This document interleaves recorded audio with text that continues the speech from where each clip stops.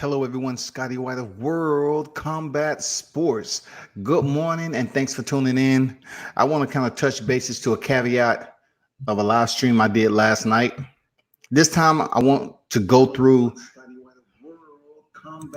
I want to go through the process of taking you through the roundtable discussion that was completed by BT Sports.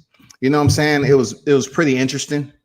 It would have been nice to have the roundtable discussion with a panel of qualified experts, so to speak, to do it over here in the U.S. So, we're gonna go through this. You can drop your input and tell me what you think. But let's start it, kick it off, and hopefully everyone is having a grand Tuesday.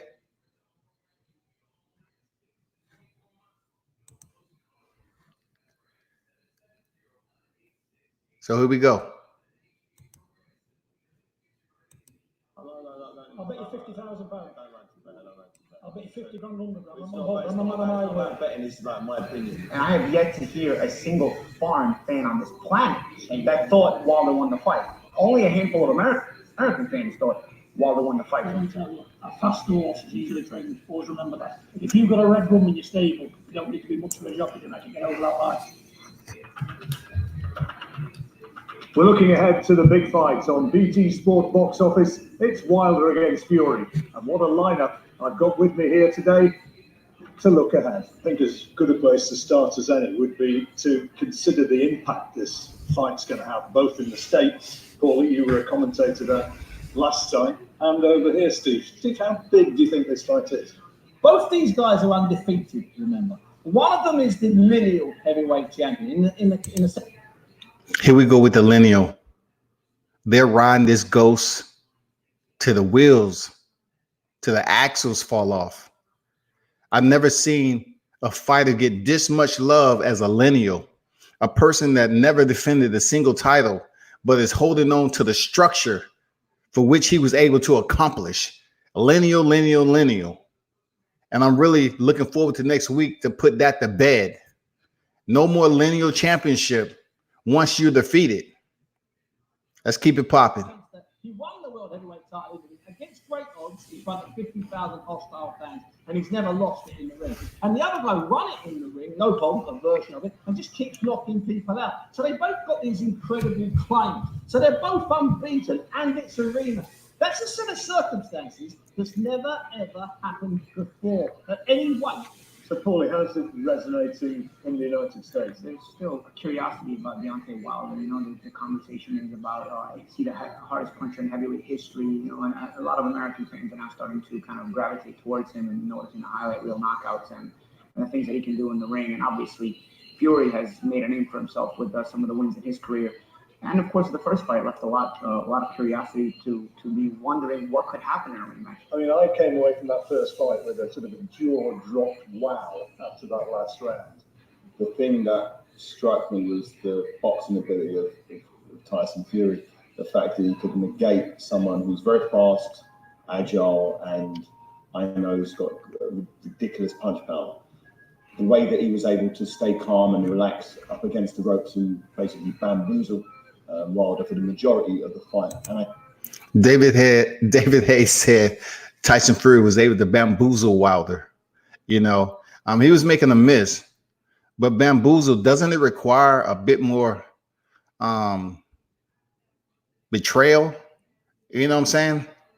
I don't think Deontay Wilder was being betrayed at what he was seeing in the ring. It's just Tyson Fury was able to do what Tyson Fury does, ring generalship, move around, use steady footwork, use his erky jerk, sporadic boxing skills, and he was able to deliver when he had to. I don't think Deontay Wilder, and by no means, was bamboozled. It's called making adjustments in the ring. That's what boxing is. The fighter has to be the one to fight. All the training and the coaches and everybody else is good for camp. But ultimately, the fighters split the ropes to go in there to compete in combat. They have to make those changes. I think the second time round, we can see a very, very different fighter. A different fight. Are we going to see a different fight from Tyson, John? Only because he's forced to, because he got a bad decision last time. 10-2, he got a draw. So he knows this time he's going to do something different. But this time, Wilder's facing something different. In a man at his weight, he's stabilised at the weight, he's strong at the weight, and he wants it more than anything in the world. And Wilder now, he's not getting any better. He's edging 35 years old, he's on a decline. Tyson's 31, getting better, and Tyson's fought better people. So you know. So John Fury, who you just heard, is the father of Tyson Fury. And his narrative is Deontay Wilder is 35, which he's 34. His birthday in October. You know what I'm saying? So it's the same cliche MO, boost the age up, just like they did most of, Deontay Wilder when he was facing Luis Ortiz. They want to talk about age. They want to act like the fighter's antiquated and not, in the prime enough to compete on that level. But unfortunately, we haven't seen other fighters step up to face the same fighter like Luis Ortiz that they're saying is freaking 55 years old. Every time Deontay Wilder stepped in there with him, he went up 10 years. You know what I'm saying? But Tyson Fury, on the other hand, what his father is not mentioning is that when you say your son has fought better competition, ranking wise, being out of the sport for as long as Tyson Fury was on his hiatus due to his personal issues, to come back and face somebody like Sefer Seferi, who you was holding in your arms, nice and cuddling, all warm and sweet, and plant that nice kiss, on him at the end. Was that an opponent that you felt that would challenge you in the ring? Opponent that you can basically hold like a baby and coddle? You know what I'm saying? And then you went in there and faced Francisco Pianetta. Who has ever heard of this guy? You're bolstering up these opponents, bloviating their records and their skill set as a fighter. And then you go in there and easily defeat them. That's your 2 comeback fights after losing all that weight. So you're good. You're saying the best shape of your life. You lost all that weight. You come over here and you say the same media storyline. You went through a lot. You had mental illness. But what about taking the performance enhancing? What about the recreational drugs? All the darkness that you experienced. That's not mentioned by his father. But I commend his father for sticking up for his son. But sometimes when you're wrong, you're wrong. You have to kind of, take accountability and give us what we already know, what is already public record. Not talking about now that your son, who has lost all the weight, he needs to put back on some of the weight in order to go in here and defeat a fighter that you all have said he don't have any boxing fundamentals. Why are you gaining weight for a fighter who you're claiming your son beat 10 rounds to 2? I don't think Wilder can be better. Do you not think that what you saw there and what you've seen this year, nothing's convinced you that Wilder can be a better fighter than you? So John Fury is saying he don't think Wilder can be better. So if that is indeed the case, why all the changes and rearranges? You know what I'm saying? Why revise your training camp if Wilder isn't getting any better? In my logical opinion, and you don't need a book to crack open pages and study this. It's simple. If someone isn't progressing, and you believe that your skill set and you hold the youth to that person and you are able to advantage going back in there to compete again, why all the revisions? It doesn't make sense to have all the revisions if you're saying he's not getting better. If the Deontay Wilder you went in there the first time with and went 12 rounds was able to get off the canvas from a knockdown in the 12th round, finding out his power turns over to the final round, right? If he's not going to get any better than the first go round, why sit up here and try to convince the people that going to Crunk Gym, firing Ben Davison, just making all these changes to your nutritionist, putting on weight for a fighter that isn't advancing anymore? He's idling. He's stalemate. He's not able to progress anymore because You know what you want to say? He's old, groggled, and he's at the back end of his career. It doesn't make any sense. No, not at all. In his last fight against Ortiz, I just thought he was taking his time. Obviously, he was waiting for the big punch. He had a game plan. It worked for him. But that kind of stuff, if he fights like that with Tyson, he get beat outside. Do you think Wilder can be a better fighter second time round? I really truly do. How do you think that, though, David? I think that because the first time round when they fought, I didn't believe Wilder had any type of game plan. I think he just wanted to go out there and he believed that all he had to do was hit him on the chin. And it was very difficult to do that on your best day against Tyson. But when you go out there with no respect, you have no respect for Tyson. Let me tell you something. I'm not jumping on what you're saying, but if they thought that Tyson had any chance at all winning that fight, they wouldn't have been fighting him. They wanted to cherry pick Tyson when Tyson at his worst. He still couldn't do any good. Before he was ready, before he lost away. God knows he weren't even ready. Can we all agree that he needed one more fight before Wilder? In an ideal world, one or two more fights. So the Tyson we saw in there that night, he shouldn't have even been there. He should have been fighting Wilder in about September of last year, is what we kind of agree on They that. cherry picked him, and that wasn't good enough because they underestimate what fire Tyson's got in his belly. You could saw his leg off with a sword, it's still fighting. All the time Tyson's breathing. Don't you love the real theatrical, like the in-depth storylines that the Gypsy Kings love to tell to the American people? You know, so many people that just freaking gravitate to the storylines. And plus you add in the UK accent, which is, humorous at times.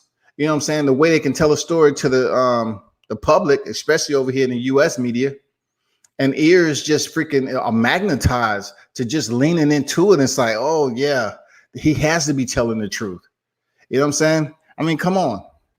Some of what they're saying when you're basically talking about not having a game plan, we don't know. You know what I'm saying? All we seen was Fury did make Deontay Wilder miss, but when the punch stats come out, who threw the more punches? Who had the higher numbers? You know what I'm saying? Did Tyson Fury box the way we know he can? He did. He went in there and boxed. It's called boxing. This is the heavyweight division. Did he make Wilder miss a lot? He absolutely did.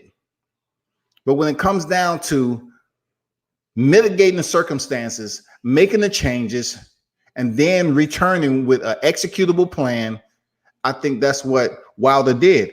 If he was such a fundamentally fragmented fighter, the contest never should have went to a draw. It never should have been that close to begin with. And this is my argument with some of what's going to be said in this video. And he's able to throw when he's in his senses. He'll get up and fight.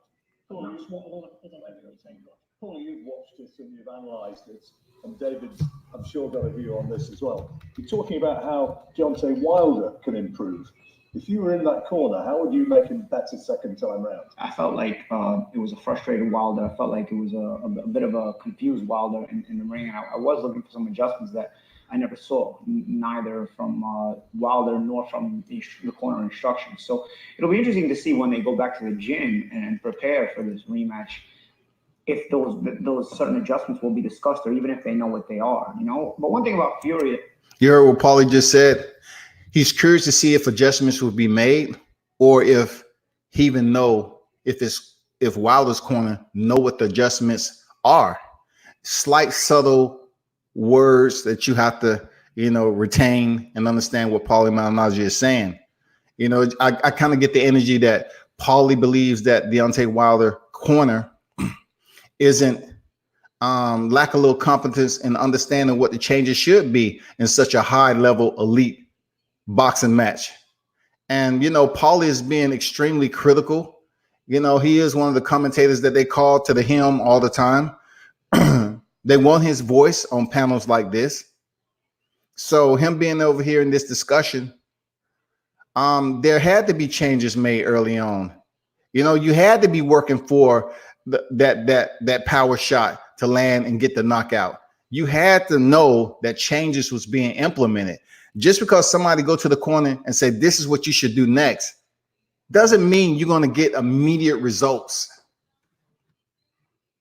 yeah, I think you can't overlook he tends to fight at the level of his opposition. So he tends to kind of look average, and then all of a sudden you put him in with a monster, and he looks like a monster himself. Surely this time round we see a better Wilder. Surely we do. Richard, I guess is what you're Fight to the level of his opposition. saying. Yeah, I don't think Wilder going into that fight thought it was going to be the fight of his life. He didn't think he'd need to struggle and get wobbled a couple of times. He got hit up heavy, some big right hands from Fury throughout that fight. I don't think he expected that type of fight. I don't think physically he was ready for the fight he was in. I don't think mentally he thought it was just another knockout on his record. And once he found himself in a fight in round 5 or 6, he'd already emptied the tank in the early rounds trying to get him out of there. So he didn't pace himself like he did against Ortiz and just wait for the right shots. By the time he realized he was in a real fight, he wasn't the Wilder that he could have been. So he did. Because he caught him. I mean, I've heard several different stories about Wilder actually being injured. There's so much to the compilation leading up to that fight. And what David Hay just mentioned was he don't think he was a Wilder he could be. I mean, David Hay gave some solid points, but still, when you look at the copy box numbers of the punch output, if you're saying he didn't have a plan and he was gassed, he still threw the most punches out of the fight. Made a big mistake. They thought Tyson would tire after 4 or 5. They banked on it, right? They banked on it. But they didn't know what Tyson had inside of him. And like you said earlier, he went right hand happy thinking he was going to get it. He thought he can't keep this up. He's just lost 10 stone. He's been out of action. He's been out for a year. The statistics say he can't keep it up, but he could. Even on half mass, he kept it up and they beat him out of sight. So is that good? So when you hear John Fury talking about, his son, once again, Tyson Fury losing 10 stone, they try to relegate this around weight loss. And I always kind of put this bug in people's ear. What about the individuals who maintain their weight their entire life? You're not going to start a reality show and say, hey, guess what? This person's been exercising salubrity their entire lives. Are they going to be interested enough to put on TV like we have these weight shows to losing weight? Tyson's story, we've seen pictures and everything else. He's a big dude. So for him to put on weight the way he did, of course it's going to look imposing once the pictures come out. But why isn't no one talking about a heavyweight like Wilder fighting below the double digits in the 200s and being a light heavyweight in the division without being considerably small like Tony Bellew used to be considered? You know what I'm saying? Just like Alexander Usyk is going to be considered a small heavyweight in the division. What about that weight standard? If you have a fighter and you're talking about your son who weighs this, and he's clocking in like 259, something like that. And you have Deontay Wilder coming in like low 20s, low 20s or whatever, 220s. Why isn't that weight a concern? But the weight that heavies the scales in order to improve performance for Tyson Fury is a topic of discussion. They know a bad thing as we go into the rematch because now they know it can go as well. I'll tell you what it is now. On that day, he's in the best Deontay Wilder could be. Because I'll tell you now, when he weighs in around 16 stone, 2 or 3. Yeah. That's not good for him. A 15 stone man is more dangerous than a man 18 or 19 stone. He can lift as hard as a man 20 stone, and he's got more agility and speed. And I believe when Wilder puts a weight on, he hasn't got these. And he's seen it in the Luis Ortiz fight. He weighed in heavier. He was slow and just waiting for the power shot. But that will not beat Tyson. And believe me, Deontay Wilder, little skinny limbs, he's going to know he's on him after 6 or 7 rounds. And I will put any money now that Tyson does what he says he's going to do. It could be over early on, but there's going to be a knockout, a Tyson Fury knockout. Deontay has been. So you heard John Fury. He continues in love. He's enamored with the legs of the upcoming opponent of Tyson Fury. I'm gonna be honest. Like, unless you Manny Pacquiao, I mean, what are we talking about when it comes to legs and everything else? What are we talking about? Like it's a lot of boxers in history that was very good, solid, great boxers. They didn't come in there looking like they've been doing squats all their life or star jumpers, anything like that. So I just think it's an easy target to talk about the frame. Like I told you, when I first met Deontay Wilder at the airport in Vegas, after I took a picture and he left, the lady at the desk said, "Who is that? What team he played for? What basketball team?" And you know, they actually thought he was a basketball player and not a boxer. So I can understand why John Fury continued to push this narrative as if let's try to denigrate him a little bit, talking about the way his legs look and everything outside of what his skill set is in boxing and him being 42-0.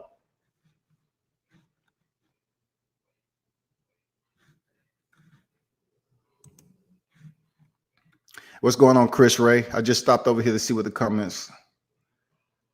Boomerang gang, what's good? What's good?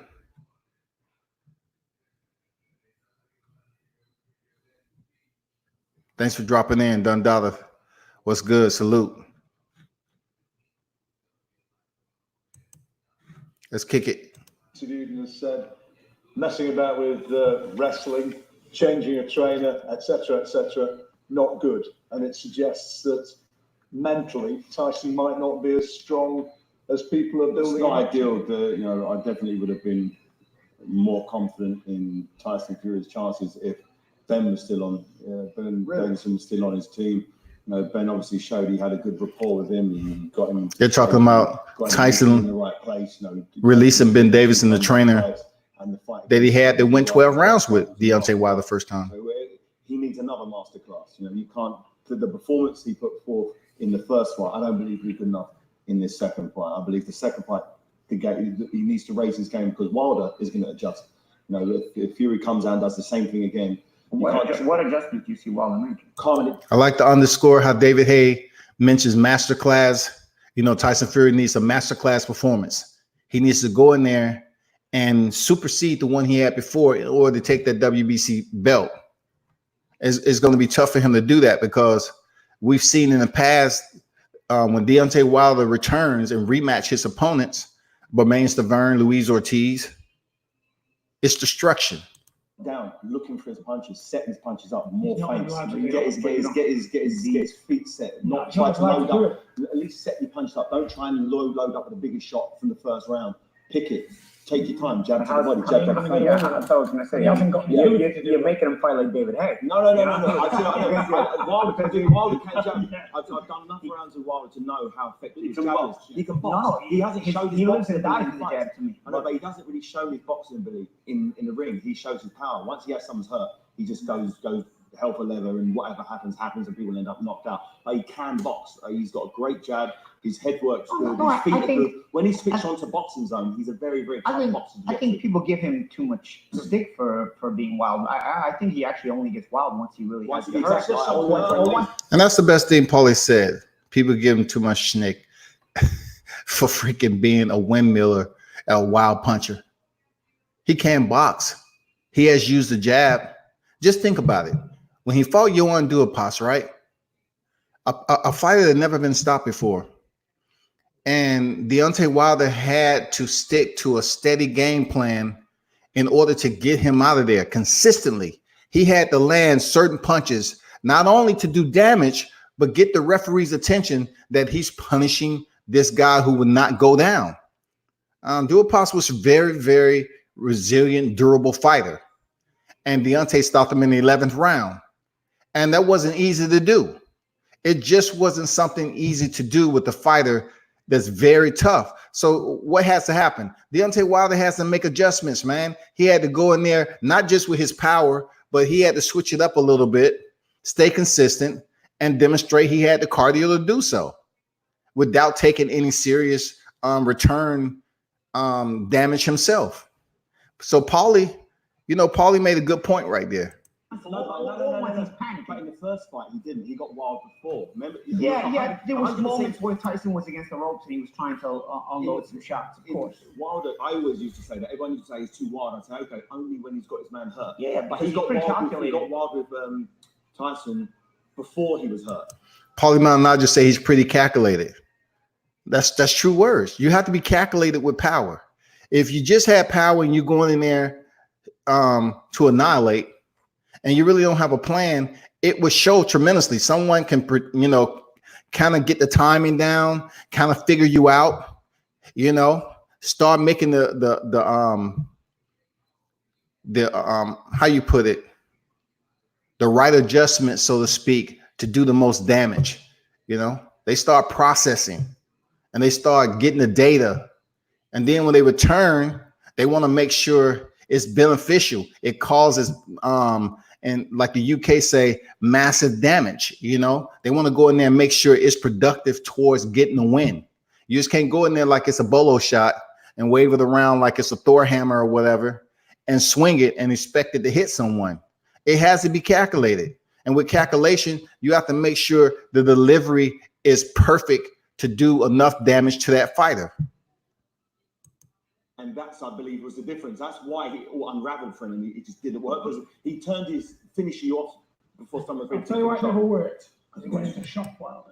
When he knew Tyson was in front of him, he went into shock. John, A, when he was in front of him, but B, and I was really close to this, as with you, John Boy, Tyson got him in the week. He got him when we had the press conference in this building here in East London. Chris Ray said the only one is not delusional is David Haye. Wilder's mind go, I've never had this before. Now, people might say, no, Bunty, it doesn't matter. It doesn't matter until it does matter. Going into that, just like he got Vladimir in Dusseldorf. Remember when Big Vlad couldn't look at him, John? Couldn't look him in the eye? And we knew then, and we were celebrating in the hotel Thursday, Friday night, because we knew he'd broken Big Vlad long before the first bell. He's still broken. Well, it's exactly. Even though he's not there. But it was the same thing with Wilder. During he won't that even week, have a press conference with him, will he? He won't even turn to a press conference in case he gets how vulnerable Wilder do when he can't go and face a man face to face. But John, in case it puts him off the game plan. ridiculous saying that, and I'm going to upset Real you. fighter mate like that. John, I still think, and I'm with Bailey on this one, I still think we'll see a much better Wilder. I still think we'll see a much better Wilder.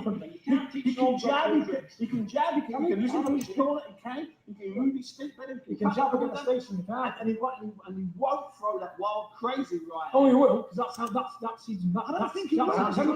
That crazy right hand taken away from him. He can't fight. He's where I give Wilder credit. He doesn't lose his self-belief. People saying, even here, we're saying, he didn't expect Fury to do this or that or that. But one thing you got to give Wilder credit for in the fight is things weren't going his way, and he never stopped believing. All the way up until round 12, he's throwing hurtful shots.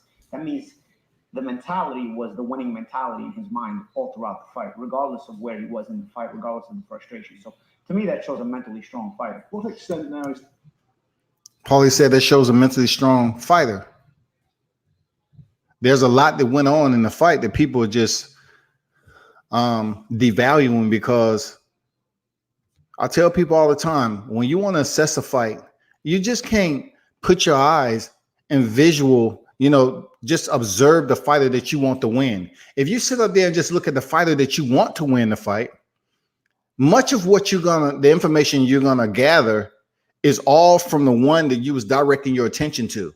If you don't look in between the fighters and give a bilateral assessment, you're gonna have some ex parte opinions once it's all over. You're gonna get on here and you're gonna say, well, all I saw was Tyson Fury. He was doing this, he was doing that. You can be directly focused on one fighter and using your peripheral for Deontay Wilder, and you're not really focused on Deontay Wilder. You just focusing on the actions of Tyson Fury. You have to look in between the fighters and make sure you're catching a dual scope of what's going on with the action. Tyson actually relying and changing his style to a degree to rely more on power? Every time I speak to Tyson, he's much more happy. I'm gonna pause it right there. Chris Ray said the only one that's not delusional is David Haye.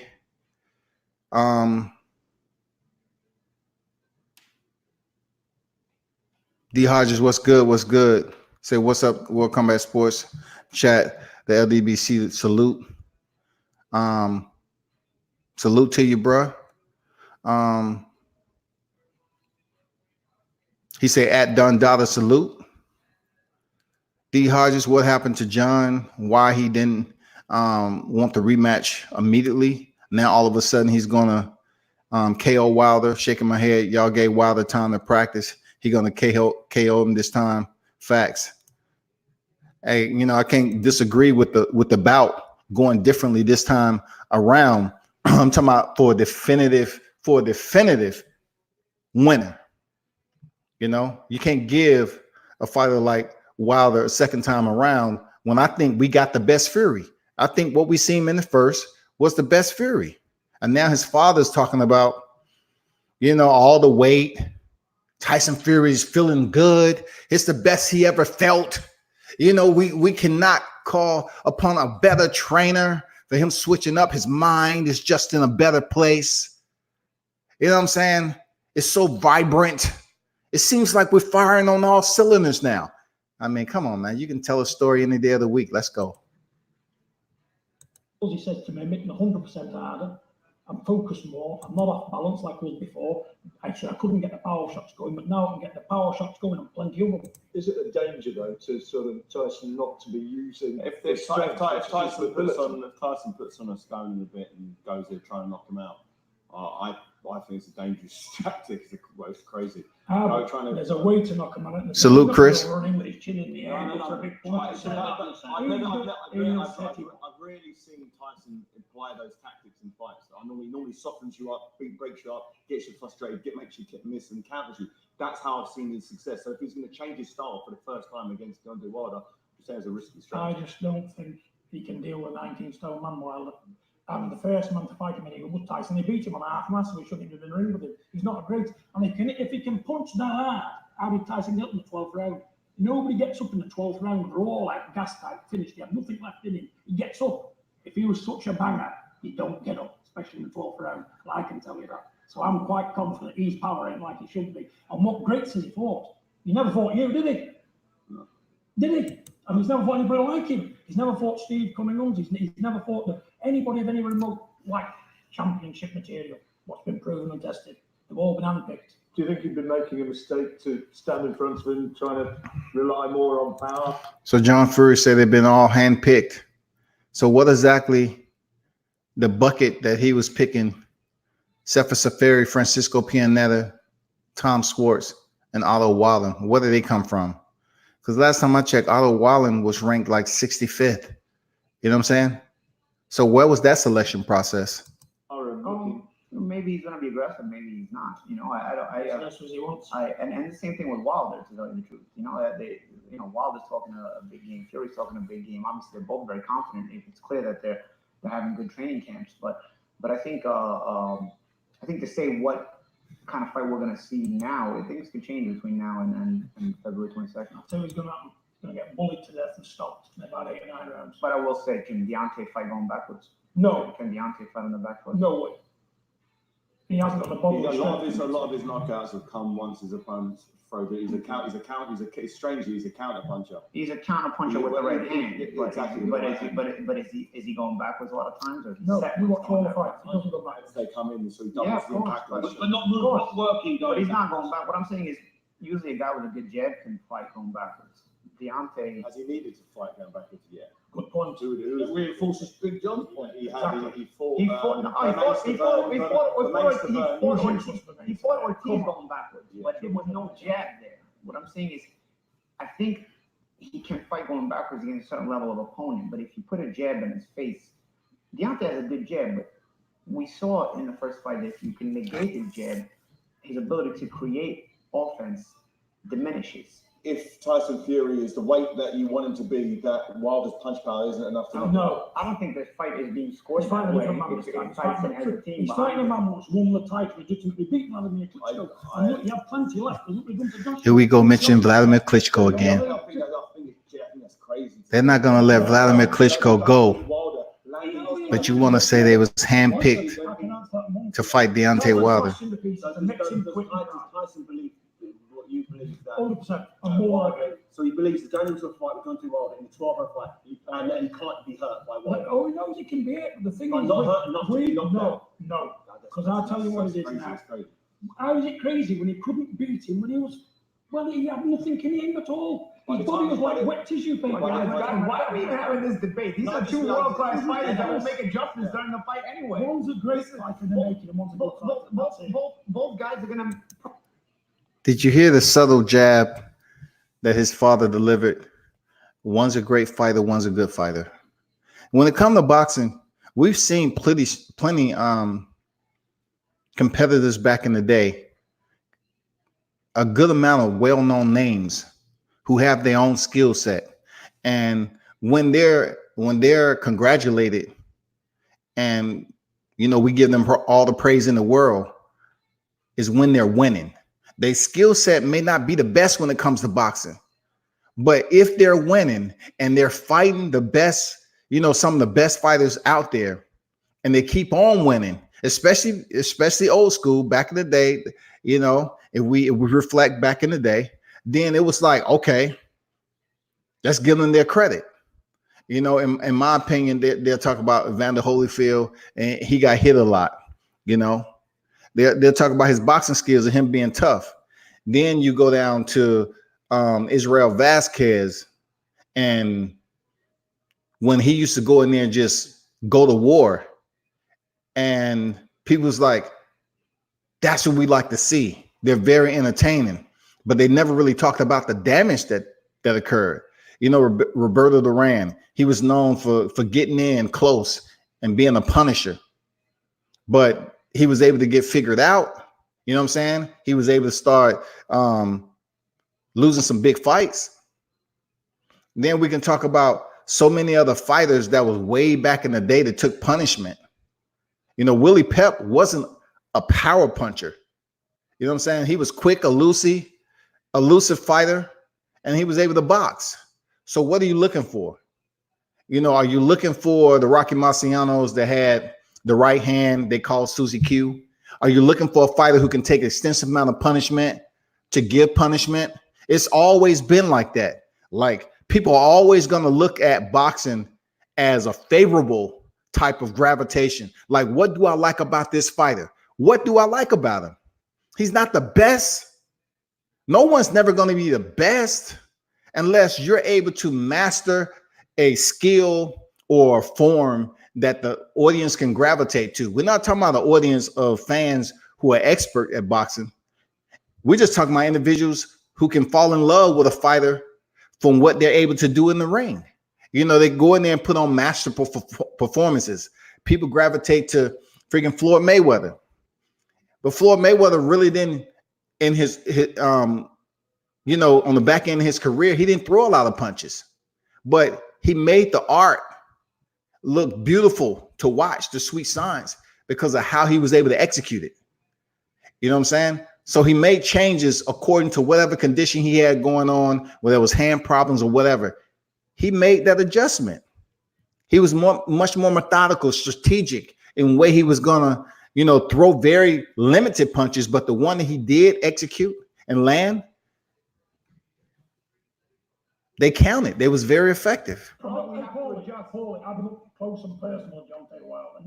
I seen some of these eyes. I mean, as close as I am to you, and I seen what I seen in him, and my son's got too much from him. Was that?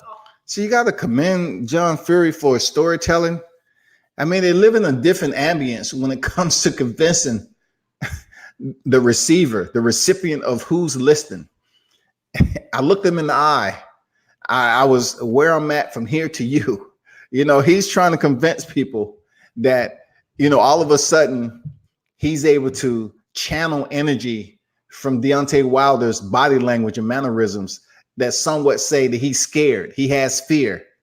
He's a little bit skittish about facing a fighter like Tyson Fury for the second time. And I just don't know where that's coming from. When have we seen that before from the WBC crown holder? But I like to hear the storytelling, but it doesn't really digest to me on something that's believable. I'm not holding it for merit, like it has weight to anchor on the surface, of my belief. I'm just saying he's a good storyteller, just like his son. Very good storyteller. It was an island, I come right close to him, and I thought, you know what?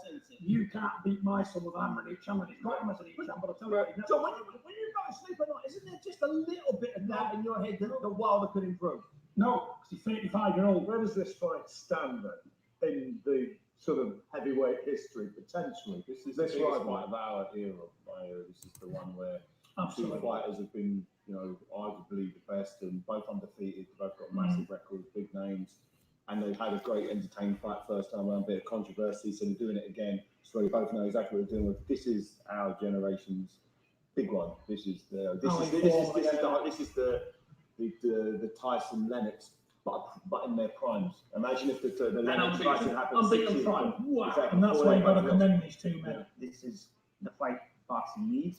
He said this way you have to commend these two men. So that's why it's commendable that Tyson Lennox. The time between now and the fight, the psychological games, the press conferences, the public appearances, how important are they now? What sort of an edge can be drawn? I think they're both so experienced. I'm not sure if there's too much to be said.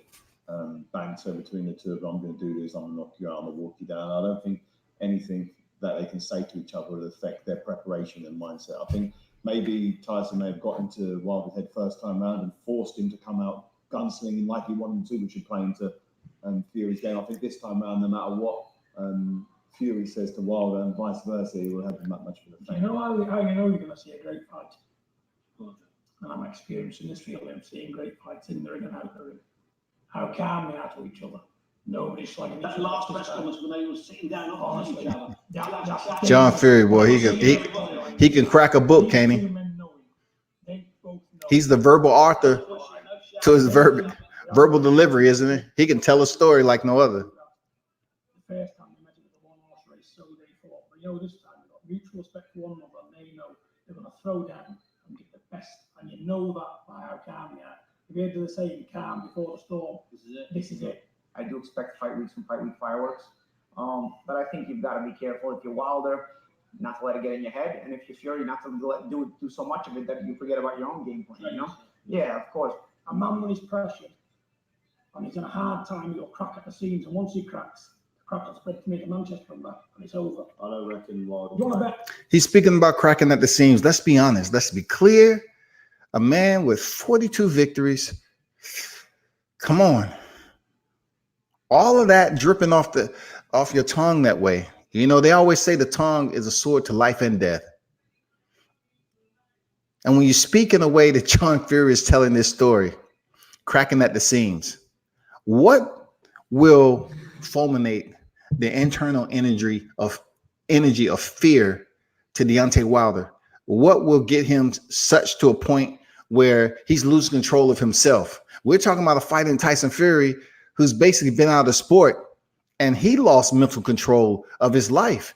He got wrapped up in the cloud of drug abuse and everything else. Is that showing mental lapse? I don't know. I mean, I don't know the whole entire story, but I will assume that he had some mental lapse. Mentally, he was fragmented. You know what I'm saying? He was degraded, and he had to go through that storm. But to say cracking at the seams when he's facing Tyson Fury again, a person that's all over the place, like Deontay Wilder really didn't say, okay, I'm firing JD's and Coach Cuz, and I'm going somewhere over here secluded. You know what I'm saying? I'm going to the top of the mountain like Keith Thurman. I'm about to play a vuvuzela and start meditating, 6 hours a day to get my mind right. You just ain't seeing that from Deontay. Like Deontay Wilder has told you he's all about meditation to begin with. But when you look at and hear John Fury tells his story, it's good for television, y'all. This shit he's doing is good for television. Cracking at the seams. Come on, man. Like, where have you seen any signs of the champ cracking at the seams? It sounds very much like a story plot. You got to put some intrigue and suspense in there to make this all worthy, so people can lean in and say, oh, what is John Fury saying again? What is it? I like to hear this guy talk. He's such a good storyteller. I'll bet you £50,000. I don't like to bet. I'll bet you 50 grand, 100 grand. It's I'm not about betting. It's about my opinion. My Your opinion opinion's is good, yeah. I like how David Hay held this square. You know what I'm saying? Because John Fury want to bet 50,000. He says it's not about betting, it's my opinion. I've never seen anything in the ring when he's fought. I've never seen anything personality-wise. I've never seen anything inspiring that suggests he cracks under pressure. True words. Until I see a man crack, I give everyone the benefit of the doubt. Yeah, we thought they were to put him Tyson Fury proved he didn't crack last time out. Mike Tyson, let me tell you, you know Lennox Lewis, Mike Tyson, Evander Holyfield, Riddick Bowe. They'd have done my son a year ago in 2 rounds. You know what I'm saying? I'm saying it because he shouldn't have been in there. His body, you could put your finger in it, that fight was like a lot of tissue, all little saggy skin, like a blowed up balloon. I was in better shape because he'd lost all that weight. He lost 10 stone. He was as weak as a kitten, but his self-belief, he said, my self-belief. He was weak as a kitten. Enough to beat him, because I know he ain't got it. But listen, I'll be the first one. One thing we know, kittens don't fight lions. Steve them wrong, Paul them wrong, John them wrong. But I know this time what my son's capable of doing. There's no forgiving these guys. You know, there are 2 fighters that have not Bravo. a great amount of ability, but have a great amount of pride in their work and a great amount of pride in what they do. This is about 50-50 fights. You know about 50-50 fights. When you fought Derek Chisora the first time, both of you was fresh. When you won in the 5th round, that was a 50. Listen to this. As Wilder or anything like that? No, we've not seen him in a 50-50. So you can't if he wasn't as good as he is, you would have seen him in lots of 50-50 fights. I'm saying if the one wasn't as good as he was, and he didn't have the punch power that he has, you would have seen him in a lot more entertaining fights. But his punch power is so powerful that he never gets to the point where it becomes exciting because he just knocks you straight out. Just haven't seen fights. Because he punches so hard, you might never get to see that. This is the hardest you've been hit. Yeah, by a long Listen to this. By a long shot. In the first round. He's a cruiserweight. He boxed at 13 stone. He's going to be a big banger. So he's a cruiserweight. So John Fury's delivery in response to David Haye saying he's been, punched the hardest, by Deontay Wilder, he's a cruiserweight. And that's the reason for his him advocating for Deontay Wilder hitting him the hardest. He doesn't want to give any credit. You know what I'm saying?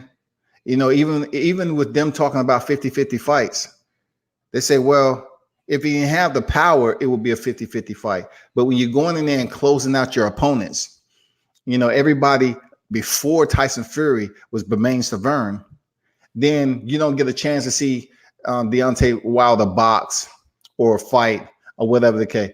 He's been in some fights. Just look at the opponents. He's been in some fights. He's been in some, semi-wars where his opponents was landing punches on him and he was giving it back.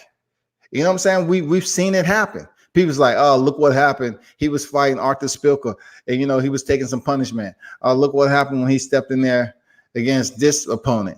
Look at what happened with Luis Ortiz. You can't say he's winning there and just closed out opponents and he didn't take any punishment. He did. I've been hit by lots of people, and significantly, I felt the difference between these punches. I remember the first right hand, I kind of blocked the right hand here, and it hit me on top of the head here. And I remember just thinking, this guy can really punch. So at that point, I had to really switch on like it was a fight.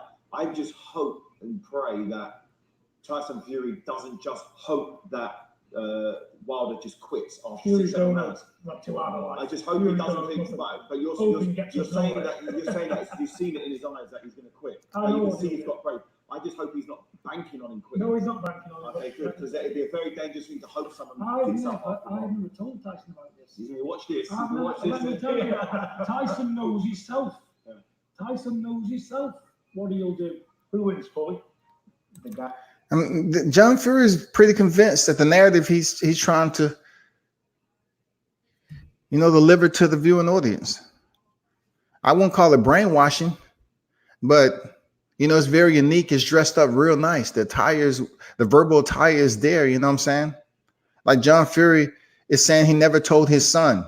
I know these two talk often, but these are the kind of people that you would love to have at the local pub, having a drink, and have them tell you old stories about when Tyson Fury used to be in the ring and the entire history behind their family lineage when it comes to fighting. It's respectable.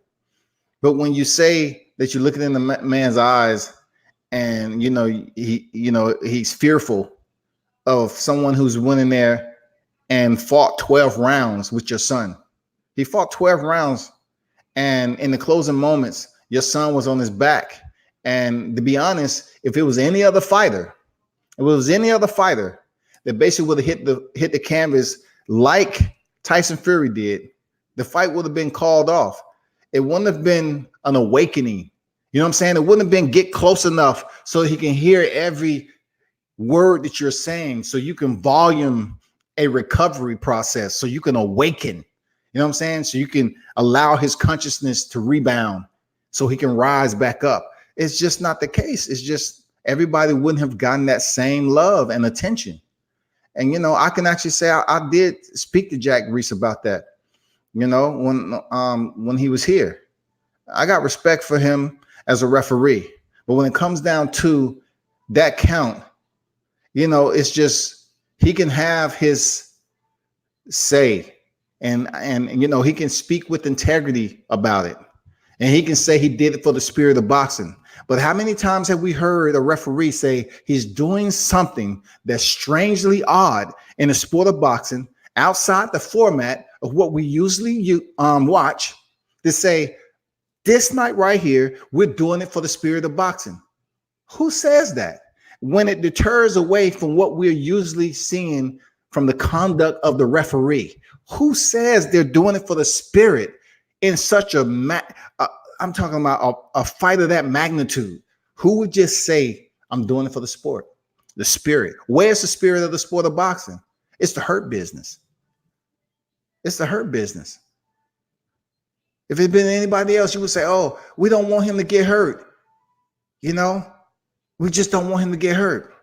Why was Yorkis Gamboa in the 12th round, who was still coherent? Why was the fight called in? He wasn't even on his back. He was up, he was looking, and the fight was called. Who was the referee?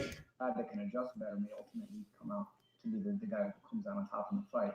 And I don't know that Wilder can make those adjustments. We'll see. David, who wins? This time around, I think both fighters going to come back better. Paulie say he don't think Wilder can make those adjustments. Brilliantly first time around. I think that was him with Ben in his corner, you know, with a great game plan. He doesn't have Ben in the corner this time. In his last fight, he got a couple of horrendous cuts over his eye that could open up again, or a couple of jabs that could open those cuts up again, which would mean he'd have the same fight with one eye. Trying to beat Deontay Wilder with two eyes is tough enough, let alone one eye with a big looping shots. The fact that I'm hearing he's putting on additional weight to be heavier, which may in turn slow his mobility down, his speed and reflexes down. I have to go with Deontay Wilder by stoppage in this fight. Steve, what do you reckon? I think the first time round, I fancied Tyson big. Bizarrely, I fancied Tyson less big this time, but I still fancy Tyson. Deontay Wilder's team could not adjust in that fight. Am I correct in saying that? I agree on it. John Fury would go to the end. Listen, If you say that Wilder's team froze, how do we know this well, new Tony guy's was going to leading the ship now with Tyson. You got this sugar that Tyson spoke to me. I said, look, what do we know about this guy? He said, tell him, work with him. He's a good man. He's educational. He knows it. I would not be going there. I prefer to have Ben in the corner. He's a good man. He's educational. Ben's a great kid, but he was a PTI instructor. Everybody starts. Adam was a PTI before he spoke with me. Let me tell you, it's not somewhere. I know the kid. You can't expect a boy to do a man's job. He done a great job, but he was only a companion for Tyson. Now that's disrespectful. That's disrespectful. Telling somebody doing that one, and you can do another mile. You can't expect a man to do a boy's job. In this particular scenario, it's just wrong. That's a lot of force. It's certainly a cacology when you look at it. Sugar Hill is better than Ben. More experience, 100%. Ben was that clever. Why did he allow him to unbox Deontay Wilder? And I said no. Because he was good enough to win the fight. But he wasn't. He did. He won the fight in your eyes. He won the fight. So that was the right thing to The do. fight would have been True. So if you'd had fair judges, Ben would have picked him to fight Wilder at a time where you might have thought he wasn't ready, but he was ready because, in your opinion, he won the fight. Let So me it was tell the you, right move. let me tell you, a fast horse is usually trained. Always remember that. If you've got a red rum in your stable, you don't need to be much of a jockey to make it get over that line. And that's what I say about that. And I'll tell you now, Tyson will beat him in every department. Whatever tricks they want to do, whatever skullduggery they want to do, there's only one winner. The Beast, the Gypsy King, Tyson Fury. Right. We'll leave it that's whetted your appetite. February the 22nd. I'm going to stop it right there.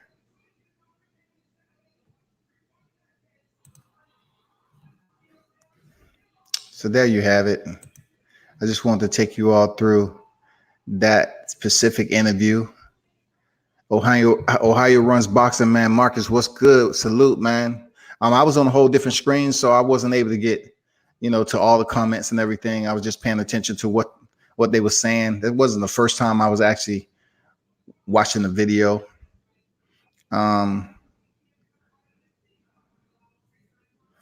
He said that's what heavyweight's supposed to do.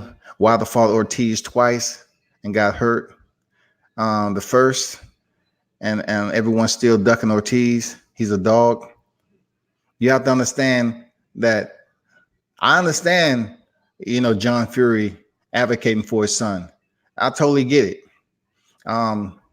If it's done over here, like if he speaks like this over here in the U.S., if we have a father, father-son relationship, and most of the time you look at these fighters in the U.S., their fathers are actually training or have trained their son for quite some time, right? It would be frowned upon much more than what John Fury is doing, because they like to hear the storytelling of these two. So they're going to bring the dad to the table and they're going to hear what he has to say. I thought some good points was made, especially from David Hay. He made some solid points, but was those points of value to the other members of the panel? I mean, people are going to have their judgment. You heard the guy said, I fancied Tyson Fury the first time, but I don't know about this second time. You know what I'm saying? I don't know. And people have to understand, just because you go against a UK fighter or anything like that, it doesn't mean you're anti British fighters. That's not the case. It's just if you're given neutral freaking media responses to what you're seeing, and you think you're giving a valuable assessment, then hey, that's what it is. But if you're up here giving extreme bias, and a lot of stuff that John Fury said, in my opinion, was biased, because he just want to basically elevate his son's Wall Street leading up to this fight. He's going to say everything to benefit his son, period. To build up the fight. He's just going to say all the congratulatory. He's going to give the adulations. He's just going to do everything possible. But if you're smart enough, you would sit up here and know to separate the authenticness from the BS, period. And they're never, in my opinion, sit down at a panel, and when it comes to boxing, they'll say, well, Deontay Wilder, he's one of the best boxers. They're always going to say that he may be a fighter, he's one of the best punchers, but they negate the fact of just giving him the title as a boxer. He's in the sport of boxing. You have to understand, how many jabs does it take for a fighter to be considered a boxer? You know what I'm saying? A pugilist to be considered a boxer. How many jabs? How many combinations does it take? How many rounds? If a fighter's going in there with a ring IQ and a fight strategy, and they're undefeated, and they've been reigning, defending for over 4.5 years, right? When do you just buckle down and say he's one of the greatest boxers of all time? You're going to put him in the books, and you're going to say, well, Deontay Wilder, when it comes to Deontay Wilder, he was one of the best power punchers we've ever seen in boxing. What about boxers? I mean, you cannot separate the two. You can't sit up here and separate the two and say, Wilder's not a solid boxer, when if you have and you was blessed with the power and you're able to go in there and execute the delivery, you cannot say that isn't a part of boxing. Just like Tyson Fury. Tyson Fury has this unique style about himself, very sporadic, sometimes boring as hell, but he goes in there, he knows how to fight and land combinations. We know that about Tyson Fury. He is what he is. He is selective, astute to the land in certain combinations and boxing. The way he turns over his punches and everything. Real talk. He can go in there and box, but also he can do just enough to ambient the crowd. He does. You know, Deontay Wilder brings excitement to the game. His highlight reels, you know what I'm saying, are building up as we speak. And, you know, Tyson Fury, I'm just curious to know what his highlight reels are. To say I'm going in here and I'm going to stop. I seen fear in Deontay Wilder. I'm going to stop him in 2 rounds this time. I can't even really reiterate how strange that sounds. You know, even to just talk on it and say, well, all of a sudden Tyson Fury is going to pull off the upset. It's a very awkward absorption right there. When you're retaining knowledge like that, like, come on, let me picture that. How do I mentally frame him going in there against one of the heaviest hitters in the sport and saying, I will stop him in 2 rounds, and you're not considered a power puncher? Ohio Runs Boxing says it's good for TV, though. It is, man. That's what I said. It's good for storytelling. It's good for TV. Absolutely. I mean, I agree with that. I agree with it. It's good for TV. The Hodges said, John said he was scared for the rematch after the KO. What made him change? You know, it's almost like his father took the blunt force trauma that his son Tyson did when he was getting off the mat in the 12th round. That's what it seems like. It seems like both of them felt the punch at the same time and went through the recovery process. Hard to say. All Wilder had to do is go to the body with the right. Facts. It's over. Bring them hands down. Only Klitschko. You know, Klitschko was the one primary name that we can talk about with Tyson Fury, as if Anthony Joshua. You know what I'm saying? Klitschko, when him and his brother Fatali was just reigning, we have to give them their respect. They did what they had to do. They reigned. The U.S. really didn't have heavyweights at that point in time that was suiting up to take the titles, to be consistent. So they was able to cement their legacy at that point in time. But when we talk about Tyson Fury, we all saw the bout. We all seen when he stepped in there with Klitschko.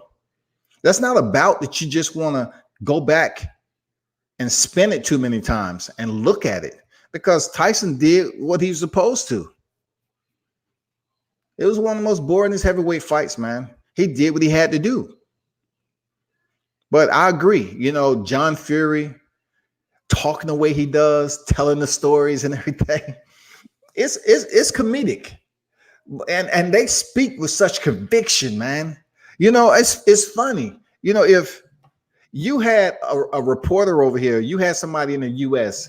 speaking the same way, and it was very much theatrical when they was telling. It's a lot of ad lib. People would be freaking criticizing the hell out of it. You know what I'm saying? If you was sitting up here storytelling, say, hey, man, no, don't F with so-and-so, man. Did you hear what he was saying? It don't make any sense. You know what I'm saying? Almost like Adrian Broner saying, you seen what happened? I beat that boy. People was laughing and saying, like, come on, Adrian Broner, you in denial. You know what I'm saying? But to hear the Furies tell a story to me, I was looking in his eyes, and I was right from me to you. I was looking in his eyes. I seen that he was scared. I seen this, and you know, he's harvesting all this energy as if he's unsure of himself. Man, we ain't believing that BS, man. We ain't believing that, bro. Come on, be realistic. But the fight is closer than what you think. It's next week. And, you know, the hardcore fight fans are really looking forward to it. But I know we have some Anthony Joshua fans that are fence riding, who's going to root for Tyson Fury because they're hoping Tyson Fury can lift the WBC so he can go over there. Of course, Anthony Joshua is going to give Tyson Fury the bout because they feel they can manipulate just enough. But I don't think it's going to be that easy. You know what I'm saying? That's what their hope is. That's what the dream is. You know what I'm saying? The dream is for Anthony Joshua to hope that Tyson Fury goes in there and get that WBC belt. And for what I understand, there's a rematch clause anyway, regardless of what happens for Tyson Fury. So, you know, as much as I refrain from talking about, you know, Anthony Joshua being in the heavyweight equation, I'm confident in saying that, you know, Deontay is going to retain his title.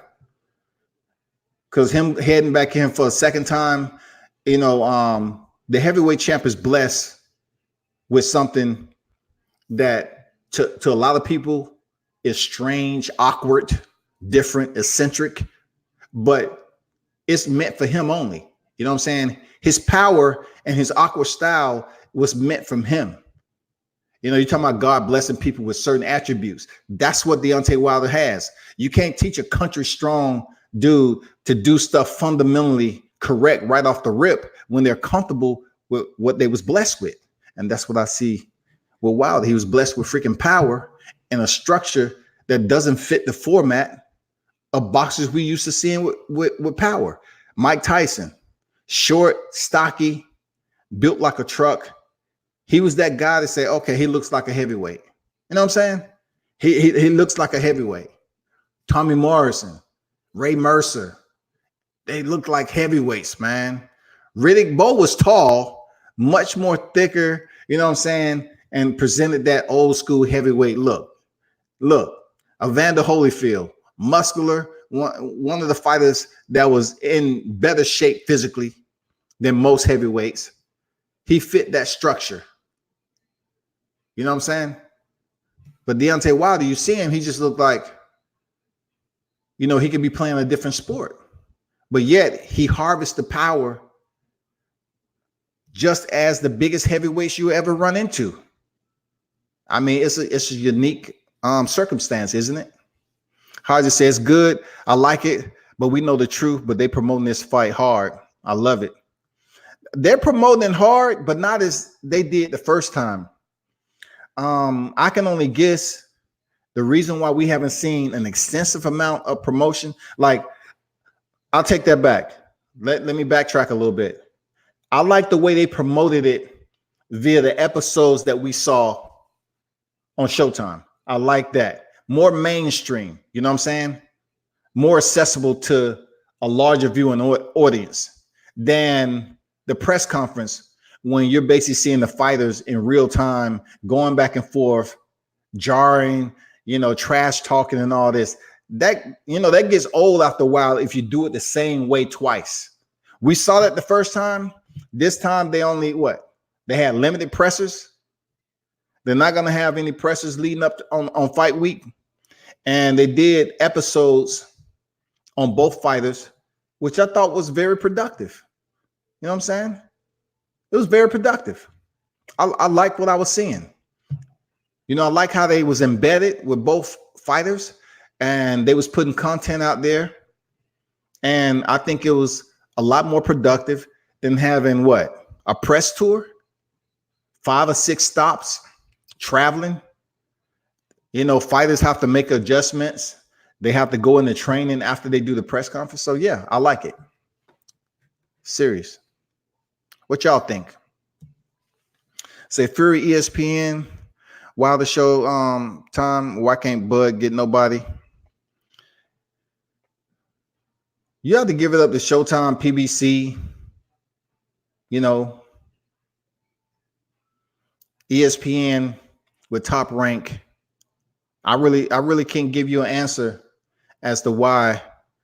You know, I can give you an answer, you know, from my interactions with Bud. Like, I always tell people, if you have 2 fighters that can talk that and build up the hype and sell the fight the way Deontay Wilder and Tyson Fury, then you can come back a second time because people already know about the first, right?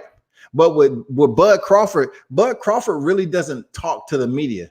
He doesn't really hype up the fight. I'm not saying he can't, but he really doesn't hype it up. Like him and Amir Khan. Amir Khan, seriously, if you're talking about someone who act a lot scared and timid when he was leading up to Bud Crawford, that was Amir Khan. The entire time we was over there doing media, no one's seen Amir Khan. Why ESPN isn't extensively promoting Terrence Crawford? He really don't sell a fight. You know what I'm saying? Like a lot of people, to be honest, is not just standing at the doorstep waiting to hear Terrence Crawford talk, unless it's his interaction with Errol Spence. If he's interacting with Errol Spence, they're like, yeah, I want to tune in to Terrence Crawford. Cool. You know what I'm saying? They all about it. If it's Errol Spence. But his opponents, his last opponent, Mean Machine, me dealing with Terrence Crawford, I've been on the same elevator. I only had the opportunity to speak one time with Terrence Crawford. And salute to Bud, man. What I do get from Bud Crawford is a genuine, real dude. But I can kind of understand what fighters really don't want to F with the media. They say, forget all that. I'm not going to give you, unless they know you, I'm not going to give you that all the time. I'm not going to give it to you. And that's how Bud Crawford is. Like he just don't want to talk to the media all the time unless it's the bigger names. He may feel that's the only people he should be speaking to. He's a 3-division champion, former undisputed. And at this point in time, he's trying to get the biggest fights because he's in his 30s. He's trying to get the biggest fights and he just can't make it happen. He had the result to desperate measures, as I call it, going on social media and having his friend, speak about certain things with Errol Spence. It's a fight game. I don't blame Terrence Crawford for doing what he did. Him going over there, putting that out on social media, trying to get people to tune in their interest to Bud Crawford versus Errol Spence. It's cool. That would have been great hearing the news that Errol Spence is facing Bud Crawford as his first fight back from his accident. Man, come on. Can you even think about that? Like, are you trying to tell me that won't be one of the most exciting fights? Errol Spence facing Terrence Bud Crawford as his first fight on the comeback? I mean, Errol Spence was the same one after the accident that said what? No broken bones, I'm a savage. And then for him to come back and say, hey, guess what? I'm going to go ahead and step in and fight the WBO welterweight champion, to unify the titles. Again, I'm stepping in there with Terrence Bud Crawford. Man, it would have been amazing news, man. But we may not see these two until 2021, to be honest. I mean, people talk about the decisions that Terrence Crawford has made contractually. I don't get into all that. I know some people love talking about it. But if I was a boxer and I ran into a media that loved talking about my personal business and the money that I make and everything like that, but really never mentioned how much of a family man I am, I have an issue with that.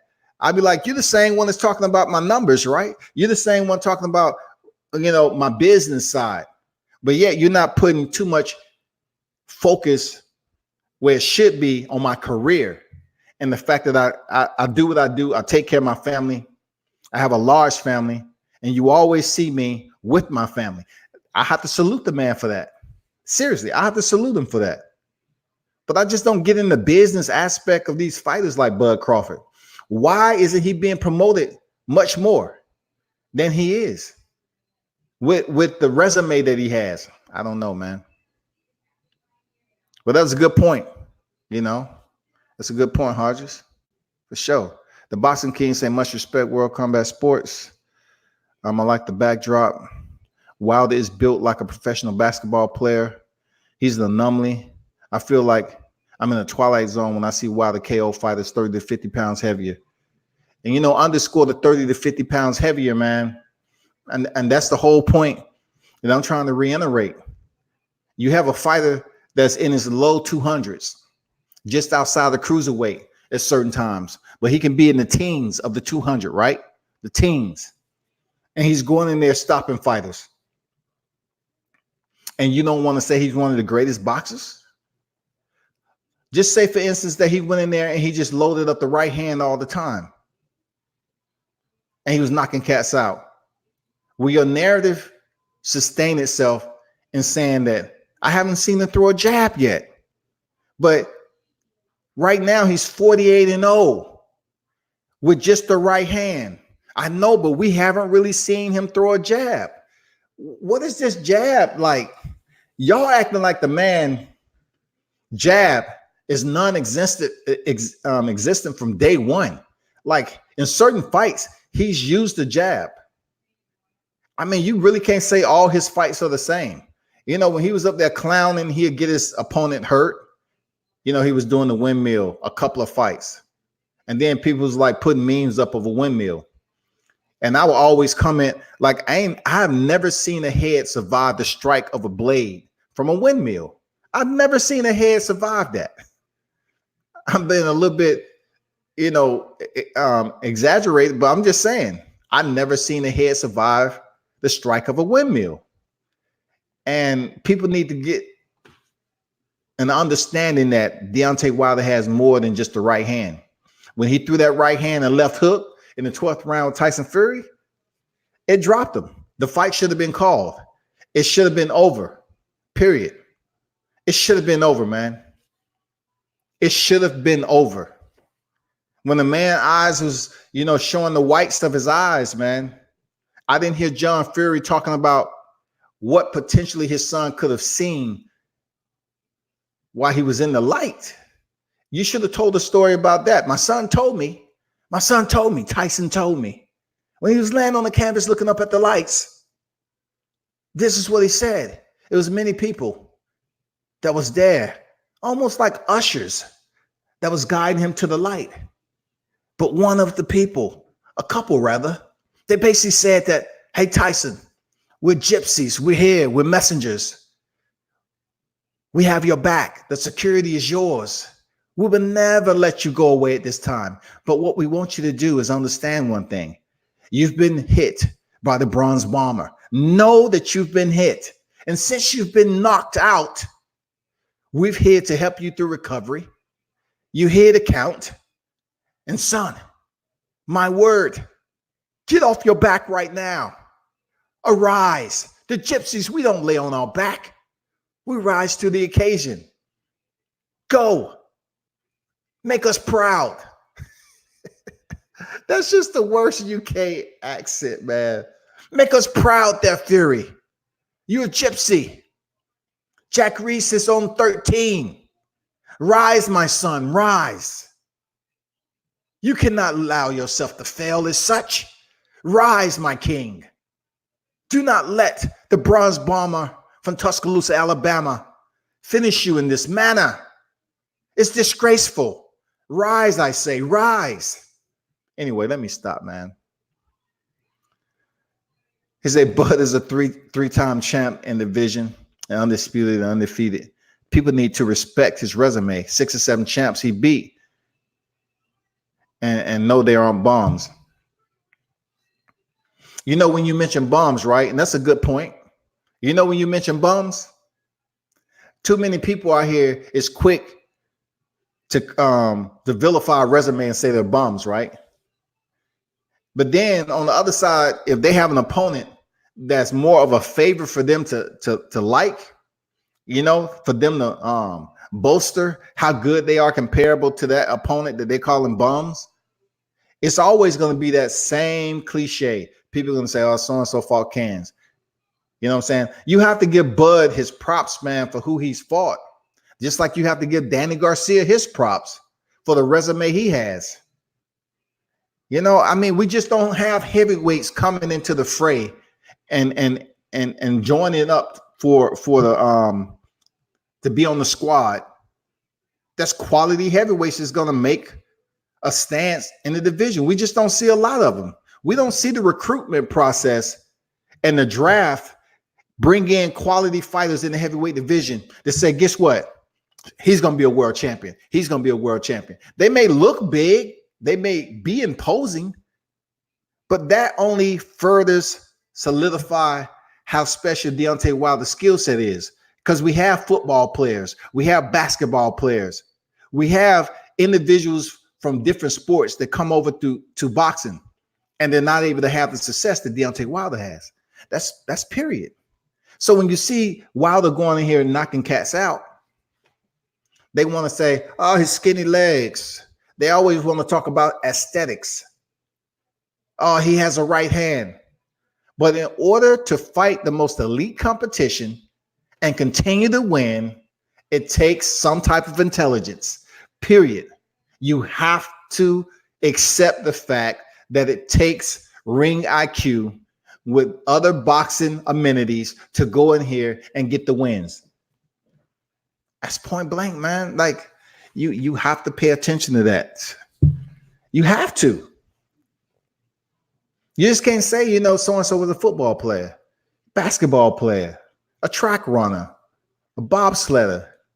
And then you say, okay, that's the reason why they haven't won a championship. You know, when you look at these guys like Dominique Brazil, that was able to get their shot at Anthony Joshua and failed. These fighters like Dillian White, both of them are big guys, you know. Alexander Povetkin. It's cool for Alexander Povetkin to face Anthony Joshua September 22nd in Wembley Stadium and hype it up as one of these big fight, right? But yet Deontay stepping there with Luis Ortiz, and Povetkin is 40, but Luis Ortiz is around the same age, you know, based off the certificate, right? But they want to boost those numbers up and say he's 48, he's 52, and he's fighting old cans. If he's fighting old cans, why Luis Ortiz 2 losses on his record is from the same fighter? It's from the same fighter. It's not from Dillian White. It's not from Dominique Brazil. It's not from, you know, Derek Chisora. It's not from any other heavyweights that are considered. You know, it's not from Anthony Joshua. It's from Deontay Wilder. And Luis Ortiz is one of the most threatening heavyweights outside of Tyson Fury and Deontay Wilder. I don't include Anthony Joshua because I feel that his skill set does need extensive work. And just like Amir Khan, I believe Anthony Joshua has the weakest chin of the top heavyweights in the sport. I truly stand by my word that Anthony Joshua's chin, when he fought Klitschko off a hiatus, when he sit up here and faced Carlos Takam, Joseph Parker, and then really exposed the same way he was in the Klitschko fight when he fought Andy Ruiz. Why are people continuing to ignore that like it don't happen? You know, I don't give a damn if his trainer was coming in there rubbing the back of his neck with hot rocks, you know, giving him a freaking spa massage. We have seen on several occasions that Anthony Joshua can get hurt. We've seen it. We've witnessed it, that his chin is suspect. When Deontay Wilder was buzzed for 41 seconds with Luis Ortiz, not one time was he genuflecting. He was on one knee. He was on all fours like freaking Luis Ortiz was. Not one time. He took the punishment. He was buzzed, and when the bell rang, he beelined directly over there to his corner. It wasn't no circling, stumbling. You know what I'm saying? It wasn't none of that. It was straight beeline over to the corner, sit down, and have Mark Breland come in there and give him some water, and he get instruction. Seriously. That's all we seen, man. Good point, man. D. Hodges say Mean Machine was undefeated and Olympian, but he a bum. You know the one thing about U.S. fans there, Hodges, and everybody else is tuned in, if we don't have an understanding as to who Bud is facing, I'm talking about, take for instance, if it was Vasily Lomachenko, the reason why U.S. fans are so hyped up to put all this praise on Vasily Lomachenko, because they always looking for a neighboring fighter like Lomachenko and Gennady Golovkin to come over here and kind of raise up the notoriety outside of what we used to seeing. So when Bud fight a guy that we can barely pronounce his name, you know what I'm saying, correctly, and they really haven't seen anything from him, We're talking about the casual boxing fans. Then he goes in there and put Bud Crawford in a predicament. I think it was like the third round. And people was like, oh, he was fighting a bum, but he was able to land that punch on Bud Crawford. Now it's a fight. But what Bud do? He abandoned all the game plan and he took it to a whole nother level as if he was in the street. And he said, I'm going to show you how I get down. And he went over there and finished the fight. People say the dude was a bum all they want. But when you have Olympians, you know, that's holding a medal, Deontay Wilder is a bronze bomber, a bronze medalist. You know, you look at freaking Rigondeaux. He's a gold medalist twice. Don't too many people talk about that. It's several Olympians that was back in the day that had gold medals in the heavyweight division. Don't nobody want to talk about that. But when Bud Crawford faced a guy we can barely pronounce his name, they wanted to make a big deal about him being a bum. But when Vasily Lomachenko faced Luke Campbell, who's also Olympian, they want to say, oh man, he went in there, he beat Luke Campbell, he's an Olympian. Lomachenko's just the best. It's always going to be contradiction, man. It's always going to be people who don't want to give credit where it's due. Always. Especially if it's not a well-known name of American champions that he's facing. Boxing is a sport, and it's difficult for these fighters to get the fight from across the street, so to speak. Like it's different for PBC to link up with Top Rank because of the history or whatever the case. You know, so right now, we understand what Keith Thurman did. We understand that he was willing to make the sacrifice in the opposite direction. Keith Thurman said, I'm willing to get rid of my belt and allow Manny Pacquiao to take the forefront and lead with my title. For whatever reason that's going on with Keith Thurman, for whatever reason. We don't know if he's injured still. We don't know if he's motivated to stay in the fight. I don't know. But right now, his only loss is to Manny Pacquiao. So you take Manny Pacquiao, and we've been hearing rumors potentially of who he may fight next. But we need to get that WBA. It would be good. And if I was Errol Spence, I'd definitely be trying to make that Manny Pacquiao fight. Because you're talking about the WBC, IBF, and the WBA title. So that'll make the fight that much of a valued contest when he links up with freaking Bud Crawford for the WBO title. That unification bout for welterweight, it'd be absolutely astronomical, man, when it comes to people finally getting to see Bud Crawford and Errol Spence Jr. For real. But I know it's not going to work out that easy. There's no way that Manny Pacquiao should be sitting on a belt in a division that hot, and we don't see any sparks. I mean, where are the sparks at? I mean, VADA testing. Let's have a fight with Manny Pacquiao where he's submitted to VADA testing, both sides, and let's make this happen. Boxing King say Anthony Joshua was tailor-made for Wilder's style.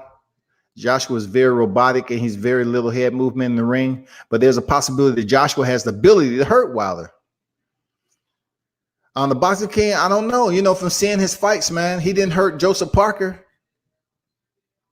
Appreciate the input, but he didn't, you know, hurt Joseph Parker. You know what I'm saying? Like, he didn't hurt Joseph Parker. And Joseph Parker is not really just like this. I know he was a WBO, the former WBO champion, but I didn't see Joshua hurting him. I didn't see when he dropped Carlos Takam with that right hook. I didn't see Carlos Takam stumbling to get up. I just don't like using the term that it's the hurt business, it's the heavyweight division. One punch can change it. One punch can change it from the right fighter, from the right heavyweight. And right now, Anthony Joshua going 12 rounds with Andy Ruiz that was overweight. I don't know, man. I just can't concur with that. I just say people forget Wilder then KO'd 37 people to retirement out of 42. You know, he sat down all his opponents too. Every last single. The lineup is long And there's a lot of participants in that knockout ratio who has felt the pain on the end of his glove. Just ask Dominic Brazil. Fury, Washington, Areola, Ortiz, Stern, Facts, for show. Ohio's Run Boxing said people need to do their research on these fighters or go to a small local fight event like me. That's why I don't call fighter bums, especially Olympians. I knew about Mean Machine before he was basically a name. 2 words, man. I have to be honest that I didn't read too much into Mean Machine before he fought Terrence Crawford.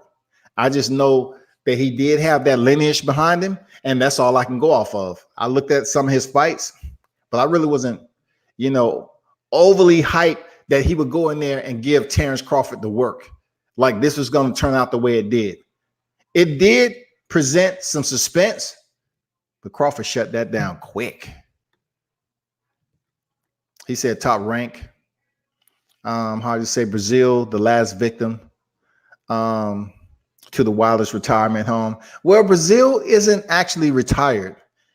The last time I checked, he was trying to call out Dillian White. Both of those individuals have a history. Dominic Brazil and Dillian White was both stopped by Anthony Joshua.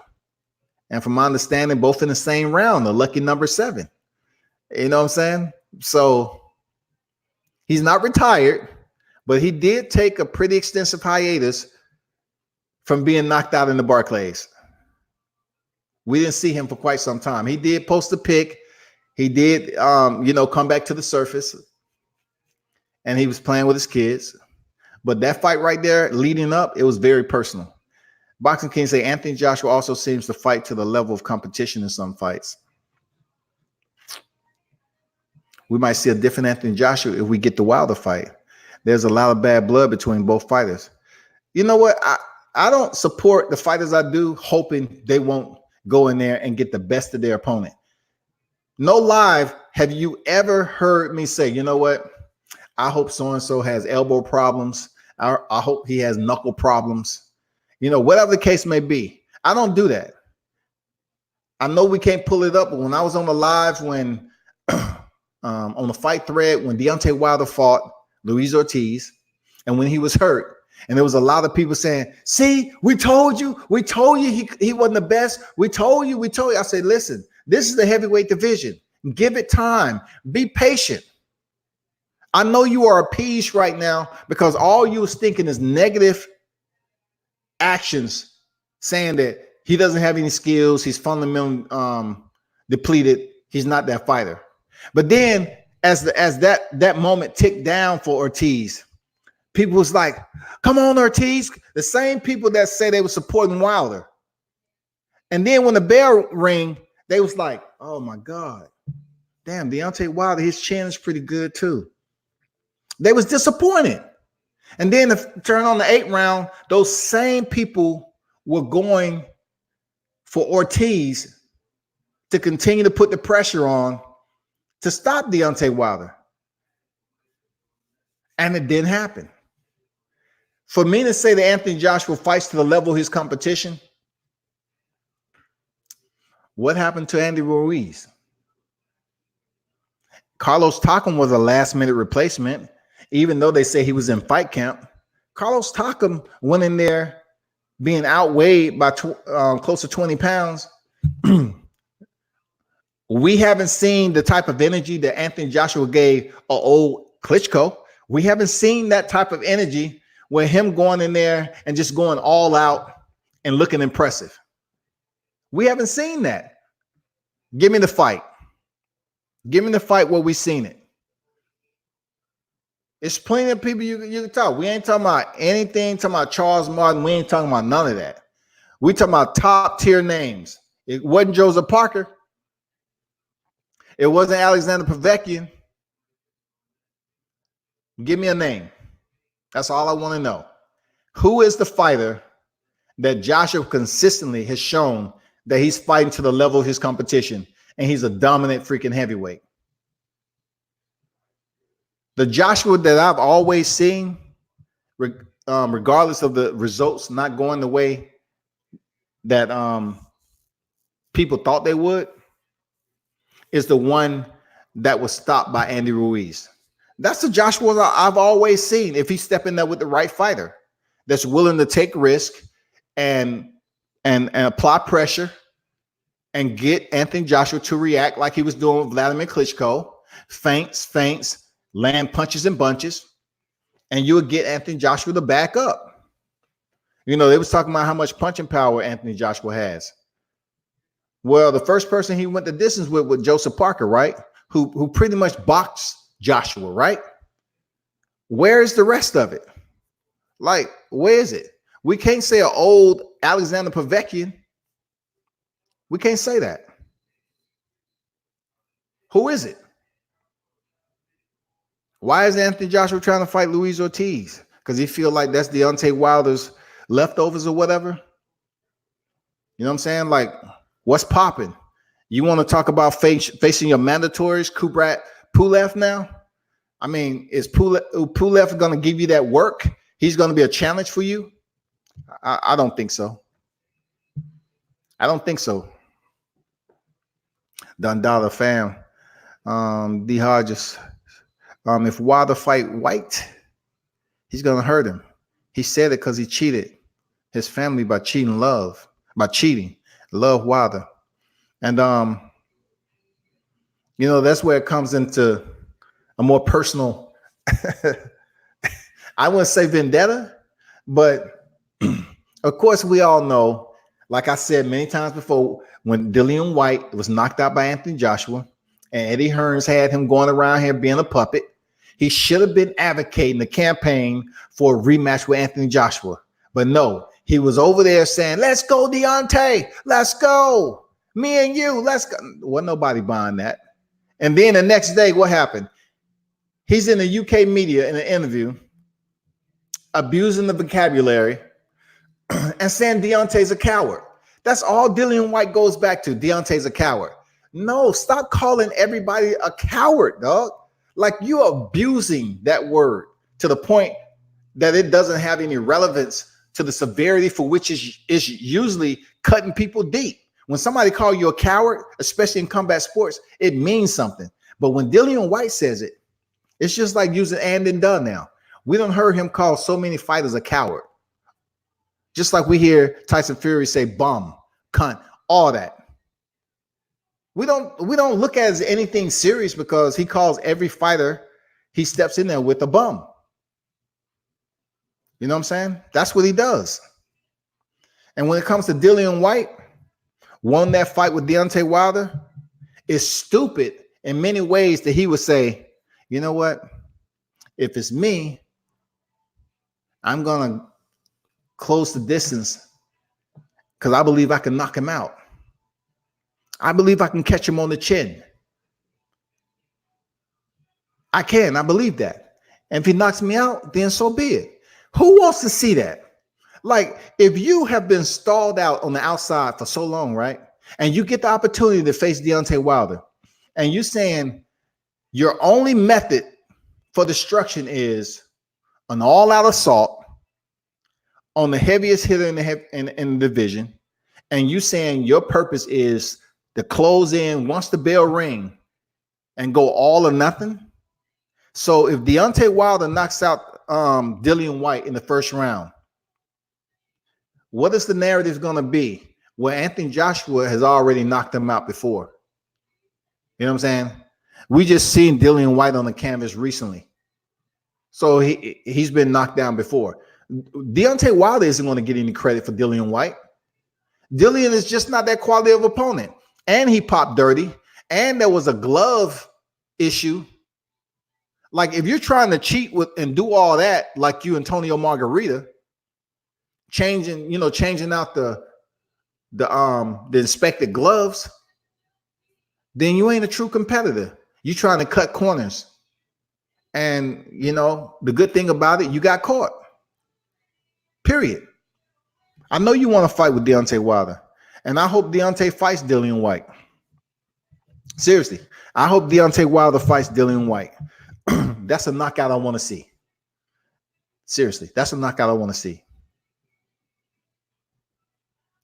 We Meet TV.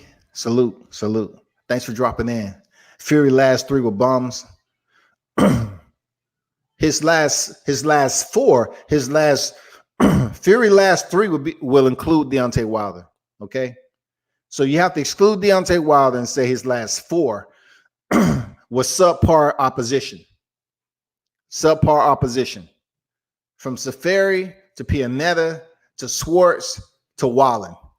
That was the 4 guys that he fought that fit his tender profile, that he stepped in there with, that he just felt all enamored with, and have these press conference. They wasn't killers. You know what I'm saying? They wasn't killers for Tyson Fury. They were just fighters who was good enough. You know what I'm saying? Like today, you know, you heard his father John talk about Wilder's opponents have been handpicked. Who don't handpick their opponents? You know what I'm saying? Who doesn't handpick opponents? Who's just out here saying, excuse me, I'm independent. Just give me anybody. So do you want that fighter that they talking about that's out of the back streets of Kakistan? Or, you know, that the other fighter who has some losses, but he's a very tough bar fighter out of Tijuana, Mexico. Do you want him? Do you want that fighter that's over there in Africa that they're talking about? I don't care who it is. Let's go. It doesn't work like that in boxing. The fighter has to have a name and their credentials have to match up. They have to be legitimate and worthy enough with value, because boxing is a business to sell tickets. You just can't be anybody and everybody and say, let's go out here and I want to fight with the big dog. They look at your record. It's 2-23, but you never been stopped. You know what I'm saying? He's never been stopped. You know, you have individuals like that on the regional level. I know it's a lot of media out here that really don't dab in the regional level because they feel like, you know what, that's not going to really enhance my monetization. I'm not going to make nothing but 3 or 4 nickels off this interview. I'm going to tell you, it's some of the most, the brightest diamonds in the rough on the regional levels. If you're able to give those fighters an opportunity, there are actually some pretty sharp fighters in the regional, on the regional platform that's building their record up, that's making a name for themselves. But some of the big media don't really insert themselves on the regional level because they find it's a waste of time. And I know why they can say that. In certain circumstances, the promoters that may not be familiar with how much experience you have in media, they'll be like giving you a hard time. But I'm telling you, if you're able to get in there and cover some fights, man. D. Hodge in the last bomb tore that eye up. You're talking about Wallen. Wallen did present a nice little deep cut. Ruiz was a bum when he fought AJ, but he won. I don't know, man. Ruiz only had 1 defeat by Joseph Parker, man. And a lot of people thought that he won that fight heading into the Joshua fight. Andy Ruiz was legit, you know, quality opponent to step in there with Anthony Joshua. But him up here saying he just lost focus with the money that he made, I can't say that he's wrong, but I'm calling BS on that, running the flag, because if you had enough focus to go in there and win the title, just a little bit of time later, 3 months was it? You want to step back in here and say, I just lost all focus, man. I don't know what happened. I was partying. I was just out here buying my family stuff. You know, my mom, I had to make her happy. Man, come on. You was considered the first Mexican heavyweight. It doesn't sit with you a little bit deeper than your boxing career to say, I have to go in here and submit myself with some of the best Mexican fighters ever in history. Let me defend these unified titles. And some of you might say, well, John Ruiz was a heavyweight. Okay, he was, but he was Puerto Rican. Andy Ruiz was supposed to be the first Mexican heavyweight champion. So therefore, how could you let down a country who is heavy in the boxing scene, just like the Filipinos, and say, I just lost focus? I'm a laughing stock right now. That's crazy. Cherry picks can go wrong all the time. For sure. I believe that. We've seen that happen recently. We've seen that happen recently on the undercard. An undercard that was on Top Rank. I forgot the name of the fighters, but check this out. I'm trying to think of the name of the fighter. It wasn't Jesus Ramos. Well, anyway, it was a Mexican fighter, right? The referee was Mexican or Hispanic, and he was in there fighting Collard, a white fighter, white boxer. So Collard, he was 2-1, I believe, something like that, and he was facing an undefeated young gun, and that undefeated fighter, man, he had poor skills. It reminded me of seeing Ryan Garcia for the first time. I mean, he wasn't using the jab. And you know how you in the playground when you was younger and someone, get close to you and you put your arms out like that, or you start to swing punches and you're really not protecting your face. You just go into the body for real green fighters, people that never been in a fight, they just go to the body because they still scared to punch someone in the face. And that's what I seen with this guy, right? And I was like, damn, who's been training this kid? But Collard kept freaking landing the better strikes. And he dropped and hurt the undefeated fighter. And I think this guy was like 4-5-0. So of course they trying to keep the O. And Collard closes in once the referee called the action. And the fighter lands some hard punches. Like, I was on live that night. I was like, man, he's going to kill this dude. But this Mexican referee was busy letting the fight go on because he might have known the kid. He might have known the trainers, the coaches. And he was like letting the fight. And his head is just bouncing off, taking punishment. And I was like, man, you need to stop the fight. This young kid is going to die. If he does survive, he's not going to be well enough to go back to the ring. He's going to need some time off from being concussed. And Collard, look at the fight. Collard was landing some crazy punches. And to the fact that I say he had to land about 15 solid punches on this undefeated fighter before the referee stepped in there and stopped the fight. They should have reprimanded that referee. And that kid actually tried to come over there and intervene in the interview post-fight, and I think he was still hurt. He was still hurt. Just like Joe Rogan interviewed Daniel Cormier after he was freaking defeated by John Jones. DC was still hurt. He was emotional. He was still hurt. This young guy was still concussed, in my opinion, and he interrupted the interview. And I don't think he really truly knew where he was. Anyway, I'm just making a point. So they better not lose to a bum if you're a champ. Rosario and JoJo already started the year with upsets. Hodges. Rosario, yes. All right. Rosario, yes. Okay. But JoJo, not so much. Not so much, man. I don't think JoJo was an upset of Tevin Farmer. I just never been warm and fuzzy about Tevin Farmer, man. Okay, he had head movement and everything else. But I say, okay, we need to see him outside of Billy Dibbs.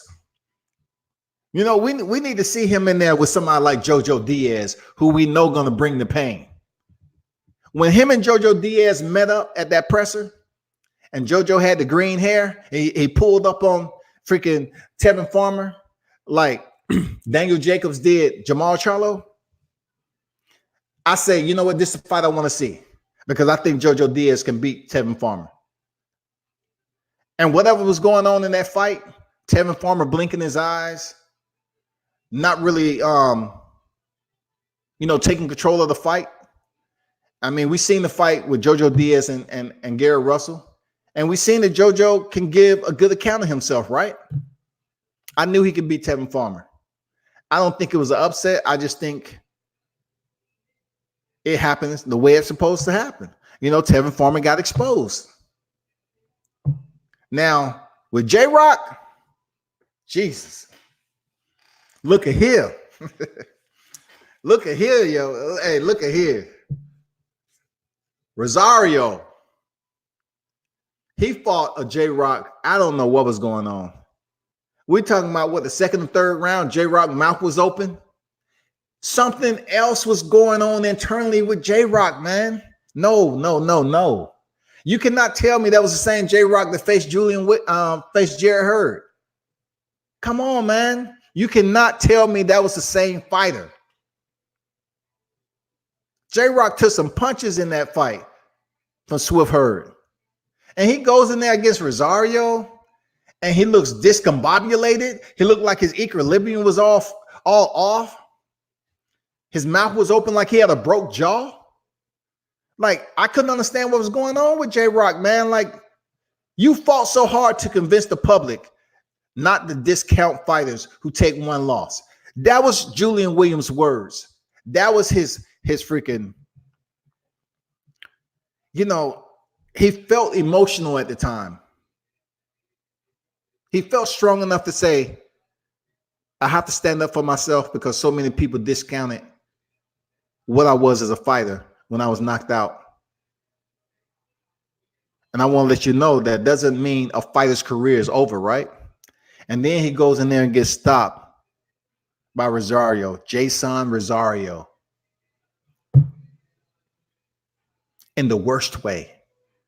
When he landed that right uppercut and popped Julian Williams' head back, Julian went back to the ropes and he just landed punches and got the referee stopped. I'm like, now Julian Williams has to come back to the game again and prove to people a second time that he can get his titles back, that he's not just a fluke of a fighter.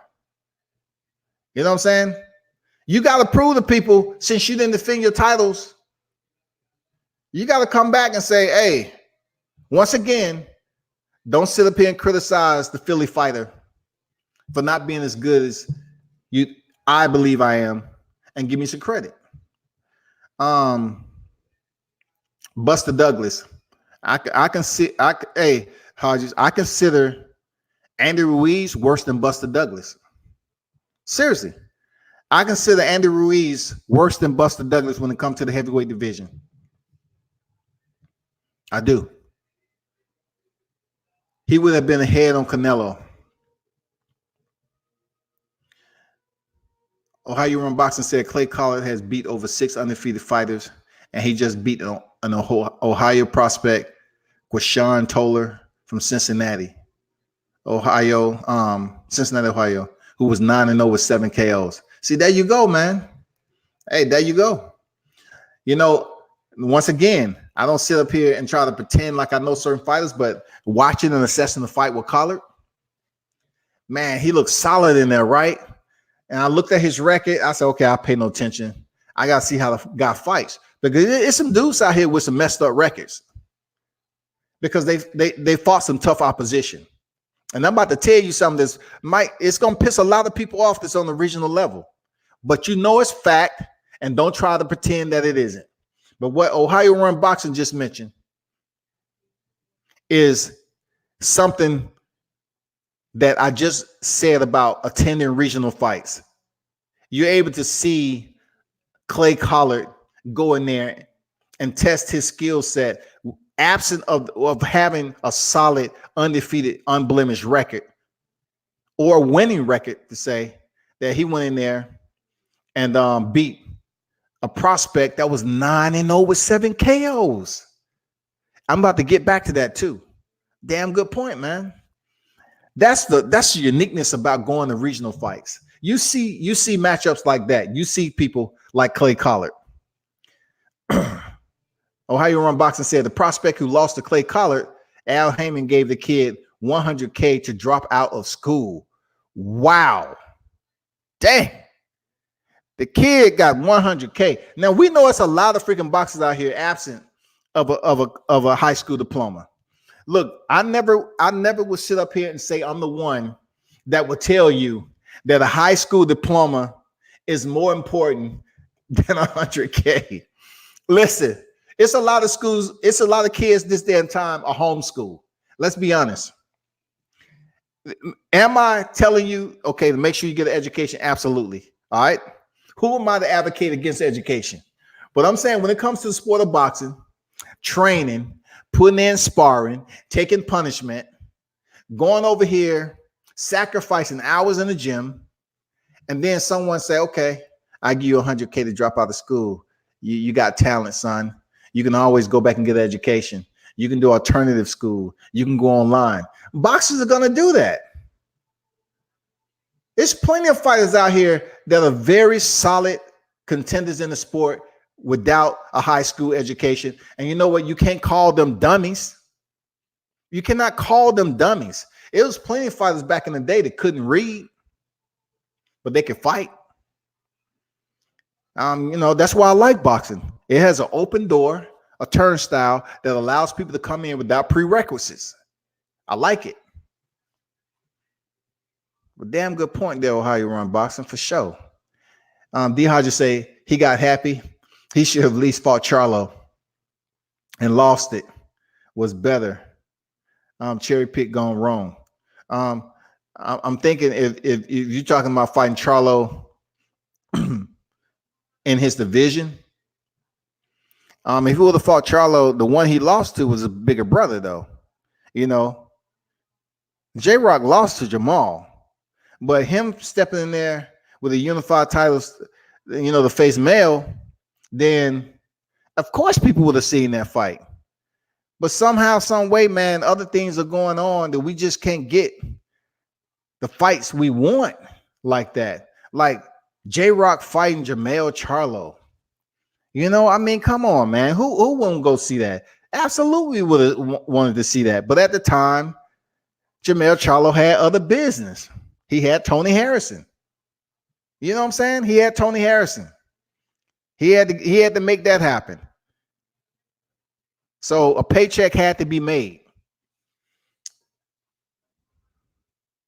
He got happy. He should have at least fought Charlo and lost. It was better. Cherry picking going wrong. I don't really think J-Rock was cherry picking Rosario. You know what I'm saying? Like, I know they probably looked at him touching the canvas against Nathaniel Gallimore and taking that L. You know what I'm saying? It was some pluses and minuses on why J-Rock them chose to fight Rosario. They might have felt that was a particularly easy fight. And, I kind of agree with you on the cherry picking aspect. But it wasn't like they was cherry picking an absolute wash. There's no way they could have thought Rosario was a wash and it was going to be easy. Only if Floyd can't read but counts well. I'm not truly sold on Floyd not being able to read. You know what I'm saying? When it comes to literacy in the sport of boxing, it demands a lot of literacy for a fighter to pick up repetition and be the best at what they do. I believe that's a part of literacy too. It may not be manual instructions and a curriculum that's designated in a college or high school setting, in an educational setting per, curriculum. But when you're talking about boxing requires a fighter to be able to make decisions in the moment that are beneficial to progressing in the sport. You know what I'm saying? It allows you to be your own professor. It's a lot of people that's out here to learn boxing that can teach boxing, but if you tell them to teach biology, it's not going to happen. If you ask them to teach English 101, it's not going to happen. But I get what you're saying, though. I get what you're saying. How you run boxing? Say, I seen Clay Collard fought 3 times and he was robbed 2 times by beating fighters. Okay. That's a good point, man. The judges gave him a draw. You can look up a few of his fights on YouTube. He's really an MMA fighter. I did see, after I seen him on TV and he stopped that guy, said, let me look him up, man. Yeah. And more time than not, you're going to see mixed martial artists crossing over on the regional level over the boxing.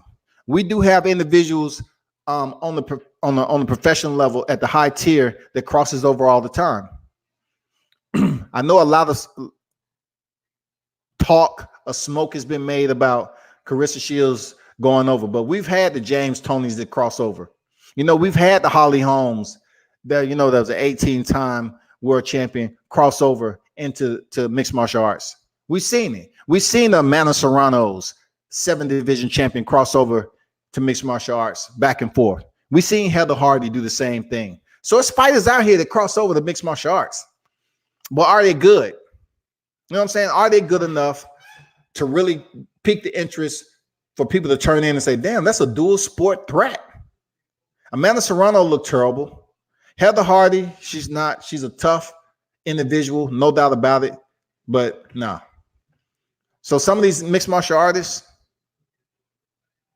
they can have just enough skill to really look good on the boxing level, but they do take L's. You know, it's tough switching up the two. It's very tough. I've seen it. I've seen a mixed martial artist go in here and put hands on a prospect that's supposed to be rising up. You know, have an undefeated record, and to be honest, I just think he let off the fighter and let him win. But this is what I wanted to talk about, right? Let me get a drink right quick.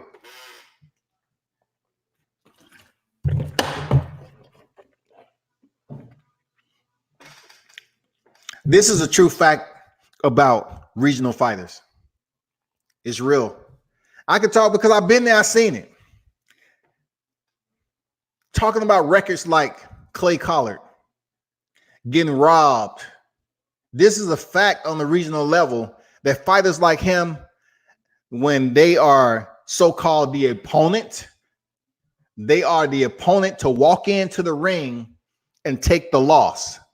They are the B-side, who they're stepping in there, just like the opponent that Ohio Run Boxing said, Quashawn Toller. With an undefeated record, he was considered the A side and Collard was considered the B side. There's a lot of matches that goes on the regional level that the opponent is basically in there paying for a win. So the only thing they have to do when they set everything up for the win is go in there and actually get the win. But sometimes the opponent is cherry picking going wrong, is that opponent has other freaking plans. You know what? I might not have the best record, but you ain't beat me tonight. I know I'm better than you. I've seen it so many times on fighters that I know and interviewed. And it's bad.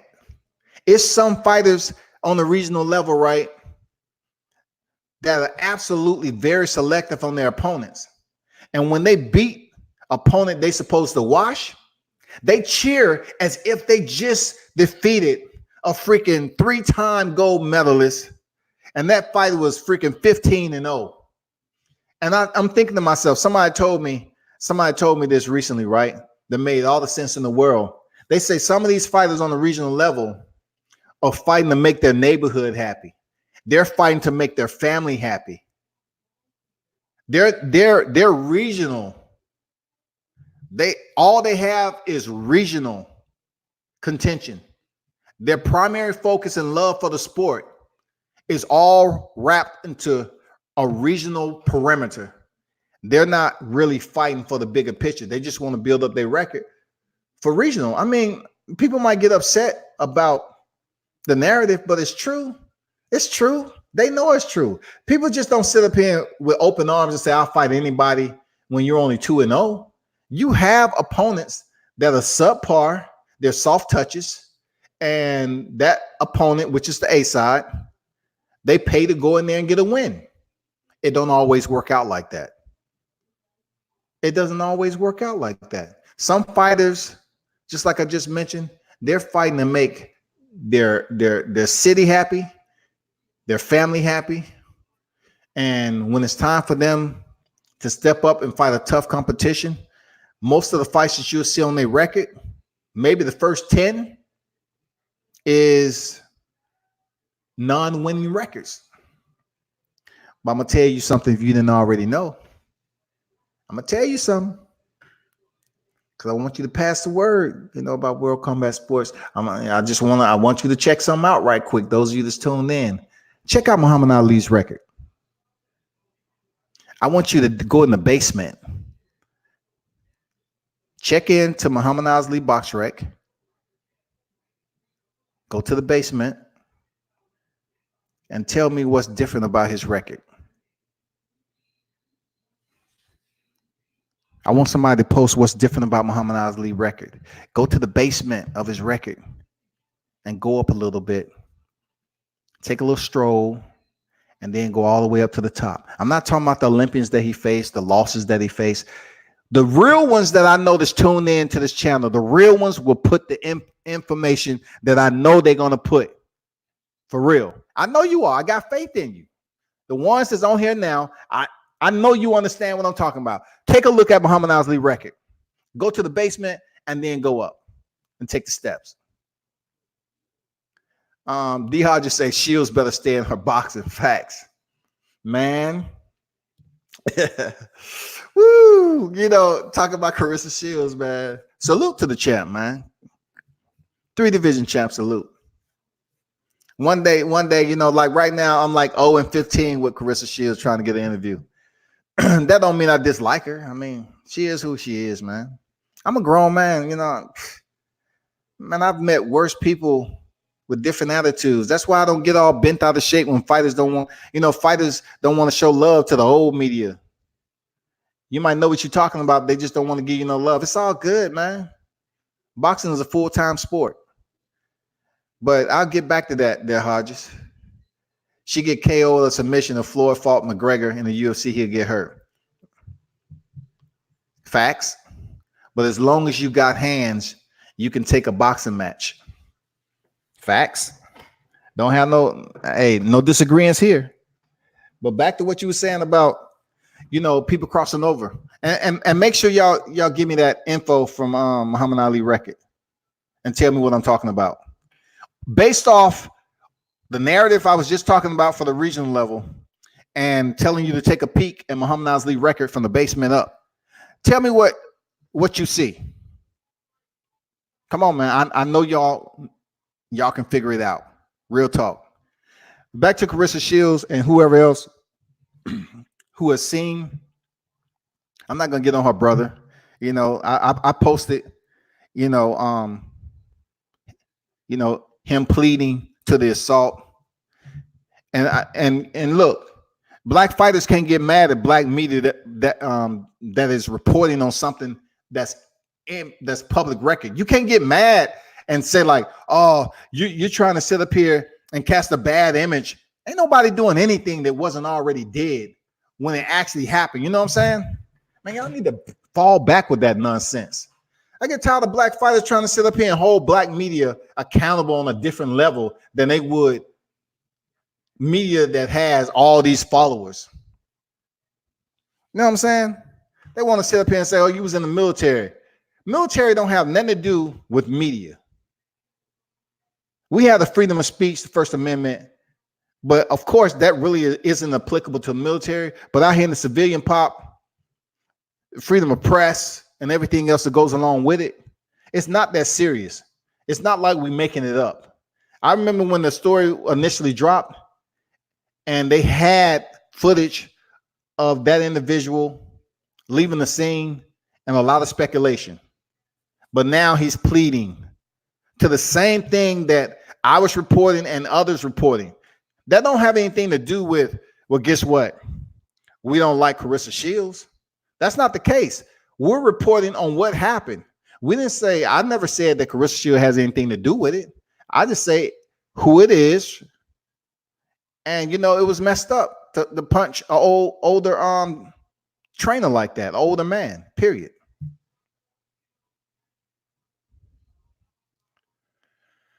Okay, I'm gonna get back to cut to the chase with Carissa Shields. It's a video that just came out with her throwing kicks for the first time. Of course, her combinations is gonna be, complimented, because that's what she do, box. So she was throwing kicks. Her hips still aren't loose yet. on throwing certain kicks. It's just the rudimentary that she haven't learned, the basics she haven't learned yet. But in order for her to go in there against a fighter like Amanda Nunes in mixed martial arts, she need at least 5 to 6 years, which she can do it. Not so much Amanda Nunes, but Carissa Shields, if by chance she wanted to spend 5 to 6 years training mixed martial arts and cross over to the cage to further solidify her as one of the best freaking combat pugilists ever, it would take her about 5 to 6 years. And I would say majority of those years she need to spend on the mat. And this is why. If Carissa Shields is already a boxer and her hands is where they are, she's going to have on 4-ounce gloves, okay? She may indeed be able to do much more with 4-ounce gloves on with her power than she would with 8-ounce gloves, 10-ounce gloves, okay? I would work on wrestling. I would work on the kicks every now and then periodically. Her hips will start to, loosen up and get the form down. But really, she needs to work on her jiu-jitsu game, her mat time. Because the only thing Amanda Nunes would do is kick her legs out and take her down to the mat, take her to the ground easily. She will make her overcommit on punching, trying to knock Amanda Nunes out. Amanda would duck under, close the distance in the clinch, bring her hips forward, do an inside leg sweep, outside lift, whatever, get the takedown. And from there, it's a wrap. I don't care if Carissa did jiu-jitsu for 2 years straight. She still wouldn't be able to compete with a high-level mixed martial artist like Amanda Nunes. It's just too much. It's just too much. I wouldn't say she better stay in boxing because Carissa Shields is young. So if she took a good solid 5 to 6 years to practice the sport and transition into the mixed martial arts arena, I'm curious to see how she'll do once she get hit with 4-ounce gloves. I'm curious. I mean, we've seen Holly Holmes become bantamweight champion. She knocked out freaking Ronda Rousey. But Holly Holmes has that kickboxing pedigree too.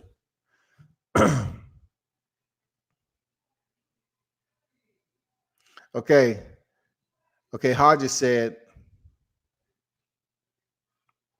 he lost when he was old. 2 good fighters. Everyone was a great fighter. Got to learn how to stop takedown wrestling. Okay, I'm gonna show you what I'm talking about. That's not exactly what I was talking about there, Hodges, per what I was speaking on the regional level. I said go to the basement of Muhammad Ali's record. Speaking of the regional level there, Hodges, speaking of the regional level on what I just mentioned, you know what I'm saying? What I just mentioned about the regional level, how fighters go in there with specific records. Take a peek at Muhammad Ali's record and tell me how special he was as a fighter from early in his career. His record depicts that. He's one of the only fighters you'll find out here that has a record such as that.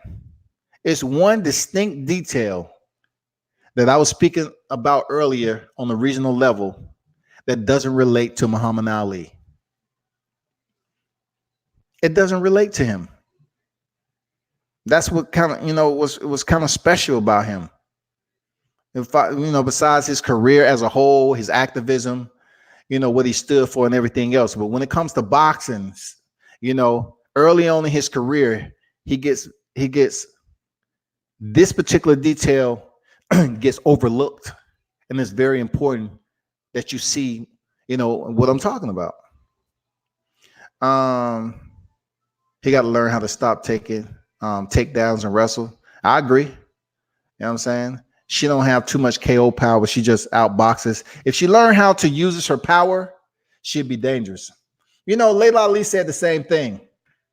But when you have a fighter that's in there fighting with the fellas and they want to be more of a showman than actually, just breaking down their skill set and understanding how to technically improve, you know what I'm saying? How to peel back another layer to polishing up their game, learning how the mechanics should work. You know what I'm saying? Just because you can go through the flow of the mechanics doesn't mean that is all that you need to know about the mechanics. You know, it's always improvement. Like vehicles, it's always improvement. And just because you sit up here and put a map into a car to race in this particular climate, if the temperature drop, you have to learn how to fight or adjust the mapping to the tune-up to fit that climate of being cold or hot. Layla Ali said the same thing. She said, you know, she throws those punches, but she really don't know how to land the punches. She doesn't know how to get the knockout. And right now, you know, Carissa Shields only has 2 knockouts, but she has hand speed. She can box. I know it's hard for people to accept the fact that when I would get on here and say, well, Carissa says she'll knock Amanda Nunes out in the ring. And I'm telling you right now that I think Amanda Nunes can go. I don't know how long the bout would be. I really don't know. I don't know what weight they're fighting at all. But I seriously believe that Amanda Nunes can go more than 2 rounds with Carissa Shields easily. Because we're talking about a fighter who's used to taking elbows, kicks, and 4-ounce gloves to the face. And you telling her now she has cushion? She has cushion to put up, you know, 10-ounce gloves up to her face? She has cushion to use her foot movement that she's used to in the cage to stop takedowns and everything. She has much more defense layer to her guard than 4-ounce gloves. And you're trying to tell me she ain't going to be able to go more than 2 rounds with Carissa Shields, who really don't have power? Shields can box, absolutely. But when it comes to power, to a fighter like Amanda Nunes, who's one of the most elite female fighters in the sport today, she will go more than 2 rounds with Shields in a boxing ring. She may even go the distance. That's real talk, man. I don't know why it's so hard for people not to understand that. It's not taking away anything from Carissa Shields. It's just talking about the experience of Amanda Nunes from the sport she came from. Like, Amanda Nunes is a champ for a reason. She went in there and stopped Christine Cyborg in 1 round in the featherweight division. Also, she became the bantamweight. She's a current a 2-division champ right now. You trying to tell me she can't go past 2 rounds? She can. We're not comparing Conor McGregor to Floyd Mayweather. Don't do that. That's 2 different circumstances, 2 different fighters. Shields isn't Floyd Mayweather. She isn't. Don't do it. John Jones ain't got jiu-jitsu, but he'll win. Cormier, etc. All you need is to block takedowns and wrestle.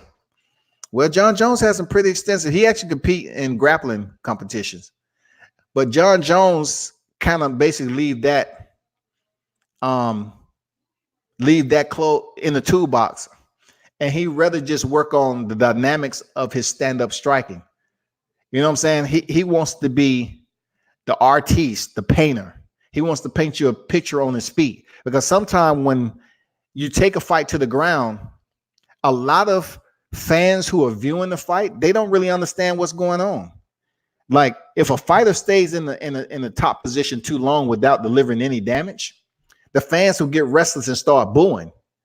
Unless you go to the ground, you hurry up and pass the guard, and you work for a submission.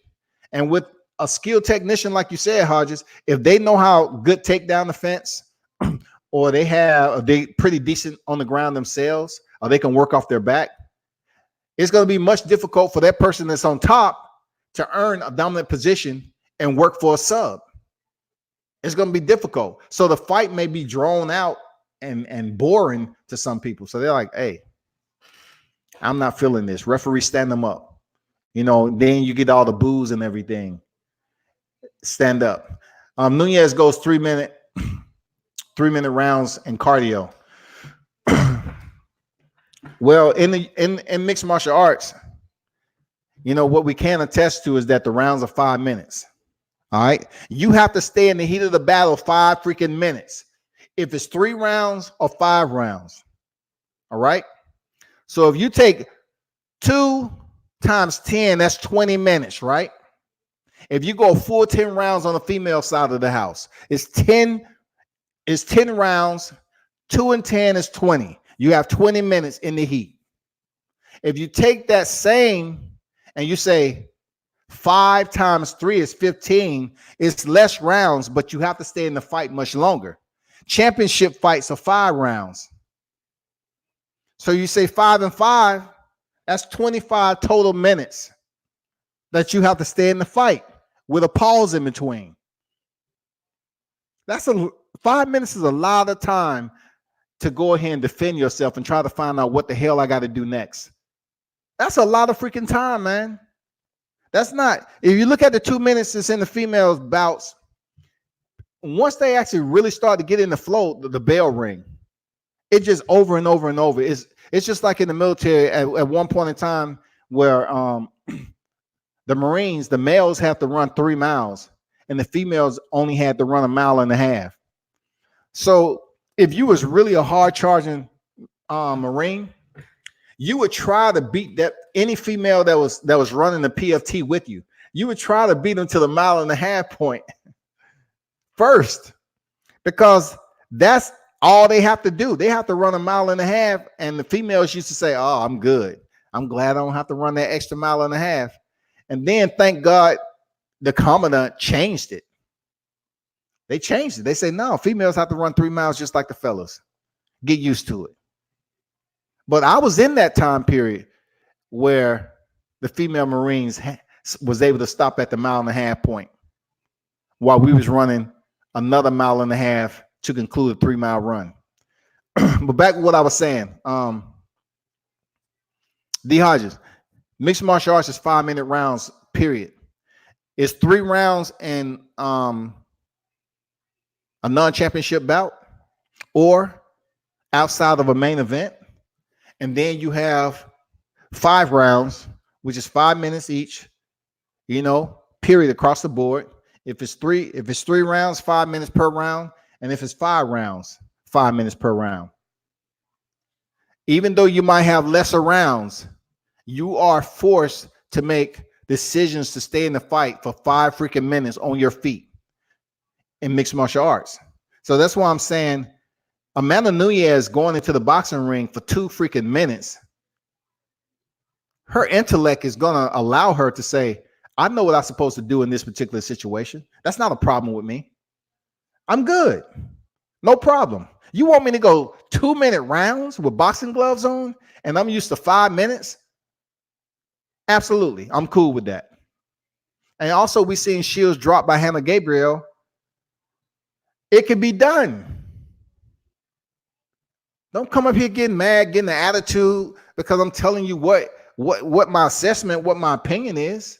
It can be done again. Hannah Gabriel, even though she was defeated and Carissa got, she's a dog at it. She's a dog, man. But don't get mad at what's public record. When Hannah Gabriel shot that right uppercut, it was slick, smooth, and she had a nice game plan. But to follow up that, it was quite difficult. Carissa Shields made adjustments, and she won the fight.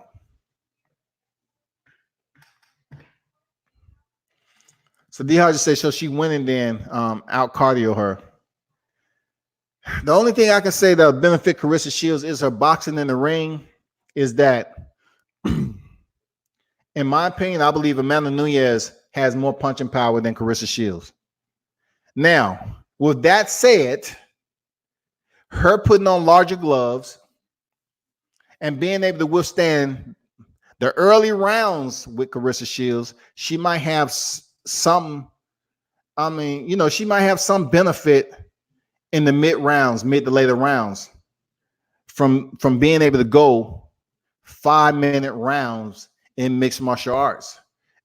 I know it's hard for some people to fathom, but we're talking about mixed martial artists happen to implement a fight plan for 5 freaking minutes, vice her going in there with 2 minutes, when 2 minutes go by just like that, and Amanda Nunes would be like, man, I'm not even tired. Like, okay, what's next, coach? What you see this going on? What's going on? Talk to me.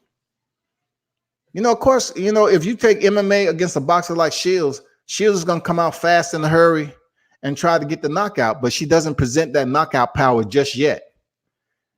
Is it the potential for Nunes to catch Shields with bigger gloves on? Of course. Of course. It's different movement that goes on also. Just like Carissa Shields has different movement that she uses in boxing that allows her to shine as one of the best female fighters of all time, to Amanda Nunes using that same movement when she's in the cage.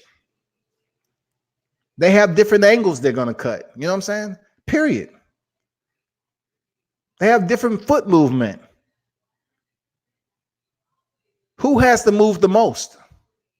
A mixed martial artist. Amanda Nunes she has to move the most. She has to understand if a fighter's trying to go for a takedown, how to check a kick, everything. She has to be very vigilant in figuring that process out when they're throwing strikes. That's real talk, man.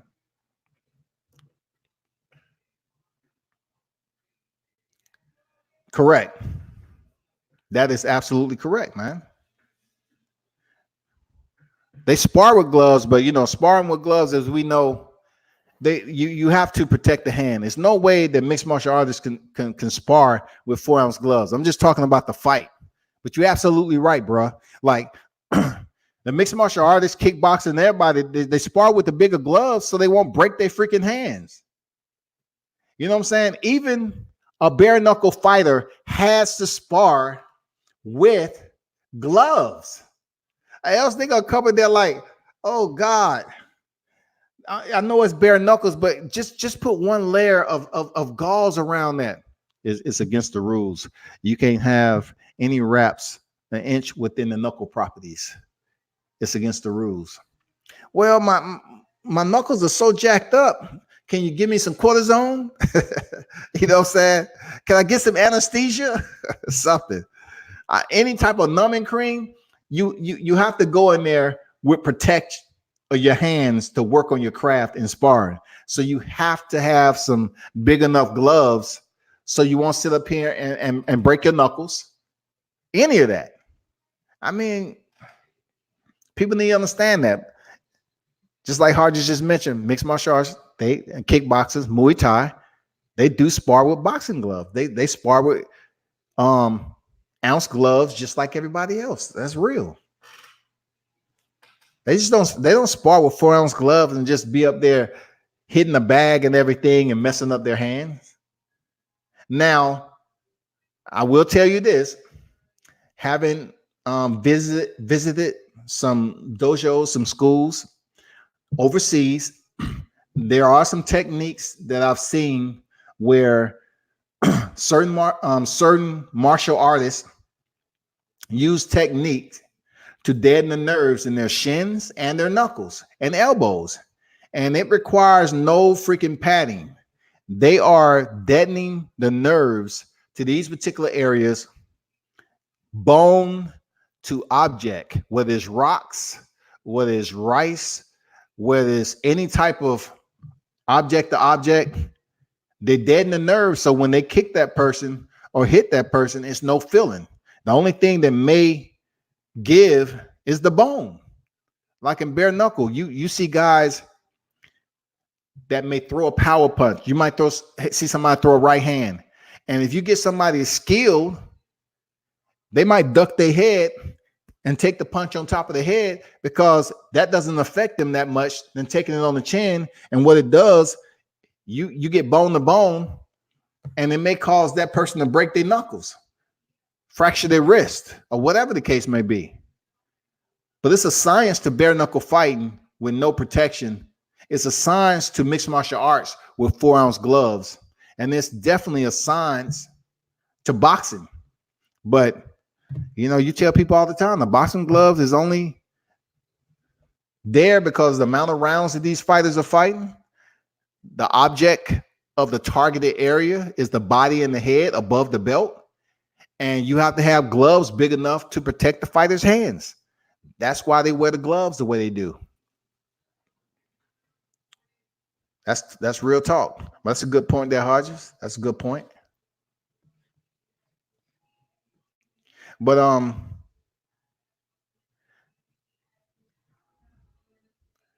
no one really brought the Muhammad Ali back. I'll tell you, right? All right.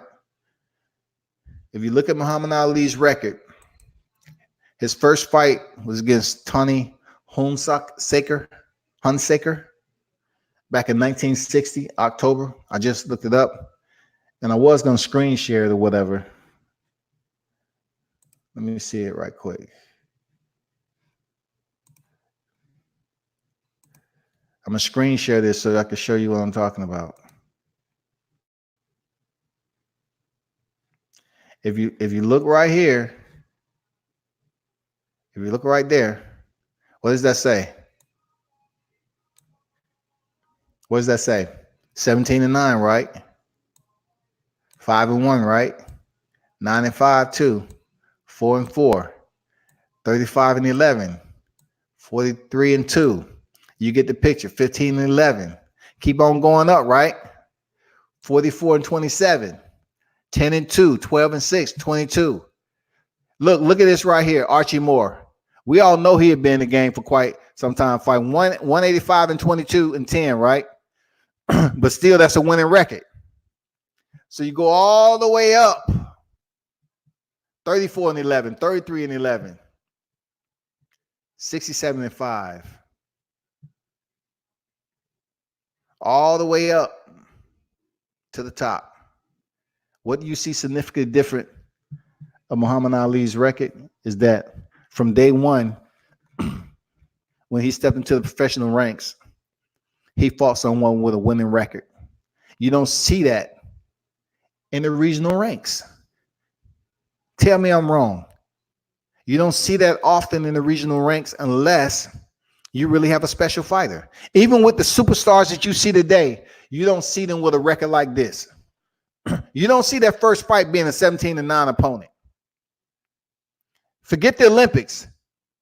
You don't see it. You don't see another fight 5-1. No, you're going to see some 0-2. You're going to see some 1-3s. You're going to see some 2-4s, 2-2s. I know some of his opponent had some losses, okay? But I'm talking about throughout his record, from the first fight, he fought a 17-9 fighter. Look on a lot of fighters' records and see how many losing records they have before they actually start to fight somebody. Let's check it out. Let me type this in right quick. Let me go over here for a second.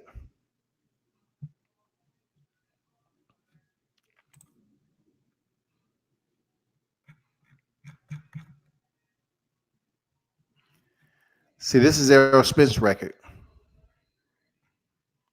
Errol Spence, as you know, he started off as super welterweight for at least 3 fights, and I believe his fight against Luis Torres, he dropped down to welterweight.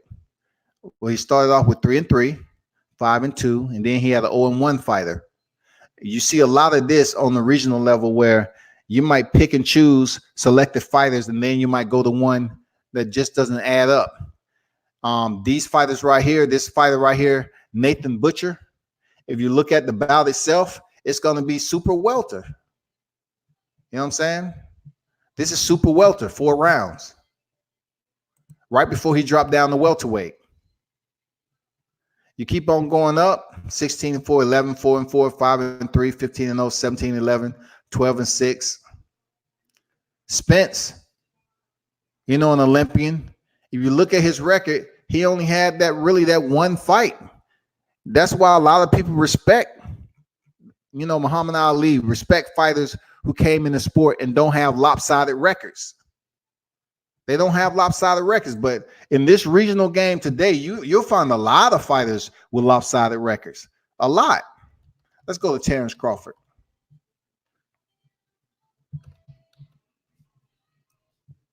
Let's go to his record.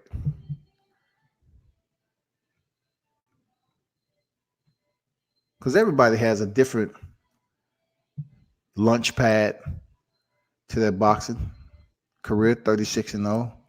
Look at Terence Crawford, 2-0, 1-4, 8-25. A debut guy, 5-6. I'm not just making this stuff up. I mean, I pay attention to stuff like this.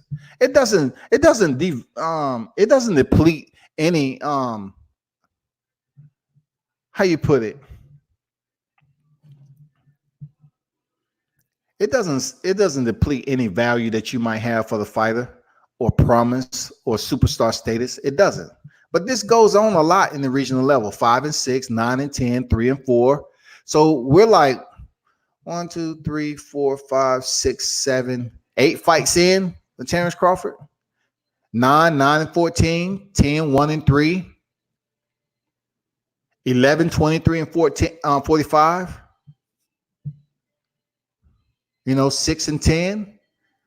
And then the change up, I believe the change up is going to come 15-6, 20-11, 9-6. You start fighting winning records. You know what I'm saying? And you try your best to keep on facing opponents that has winning records. That goes on all the freaking time.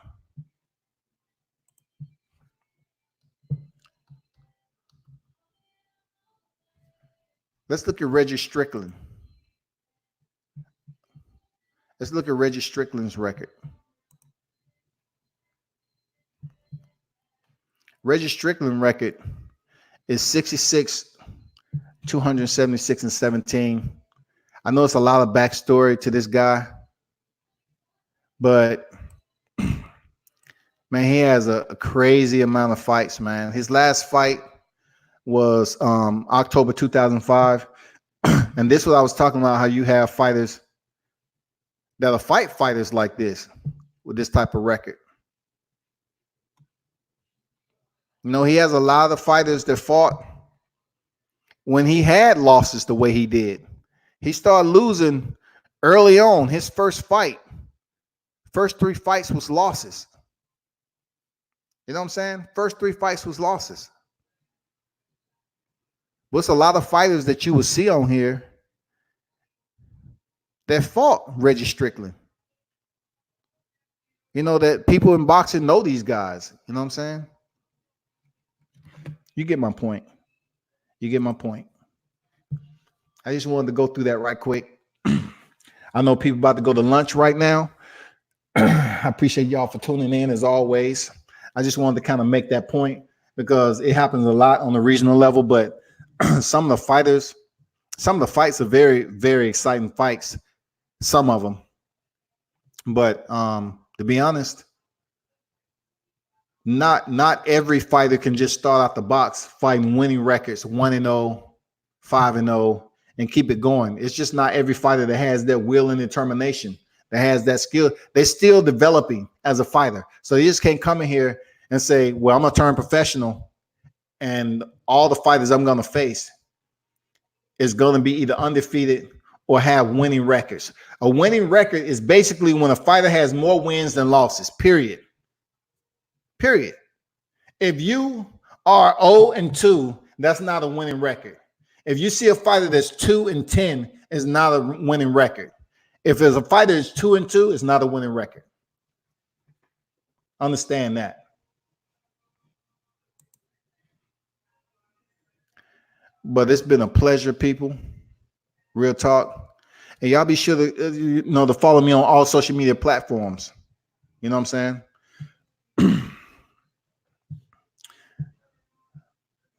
Yeah, if you go to Loma, I don't usually use Lomachenko because he has such an extensive amateur pedigree.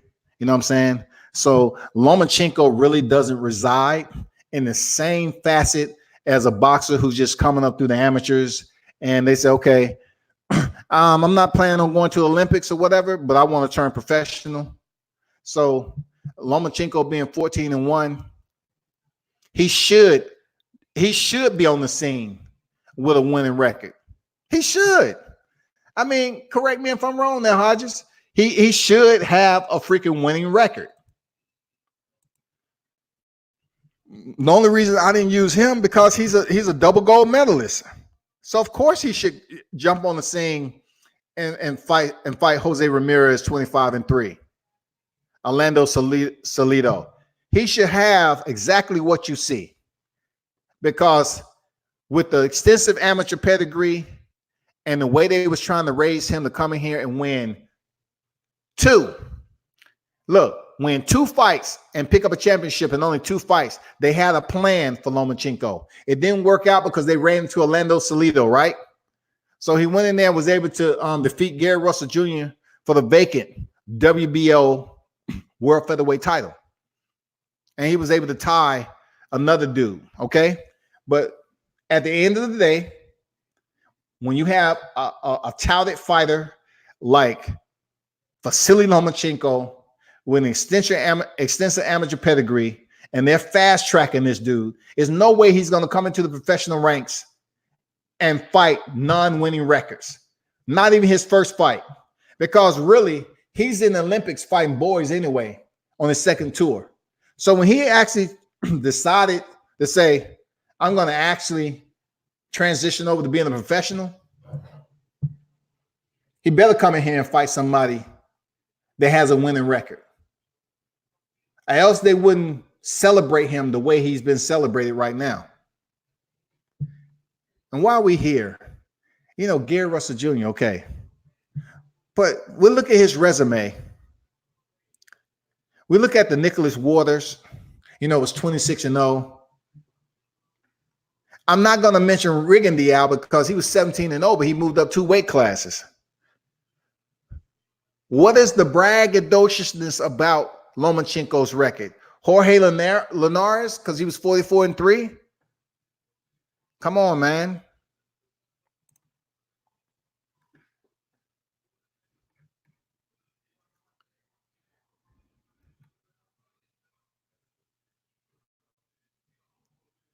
Look at this right here, people.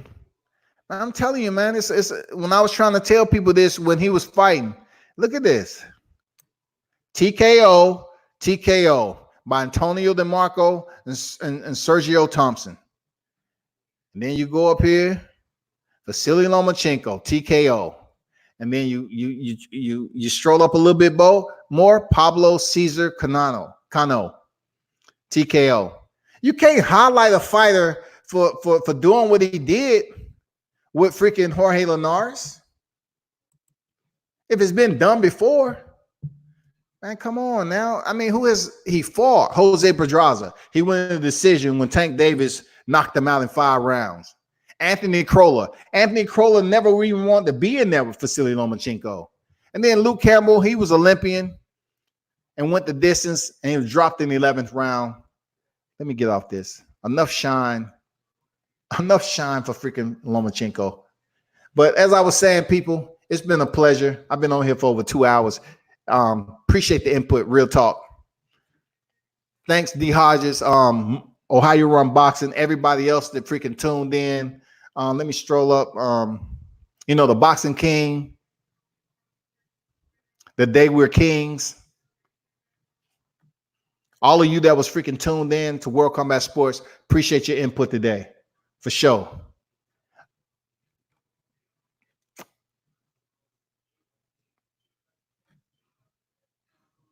So y'all be sure to turn up and tune in to World Combat Sports.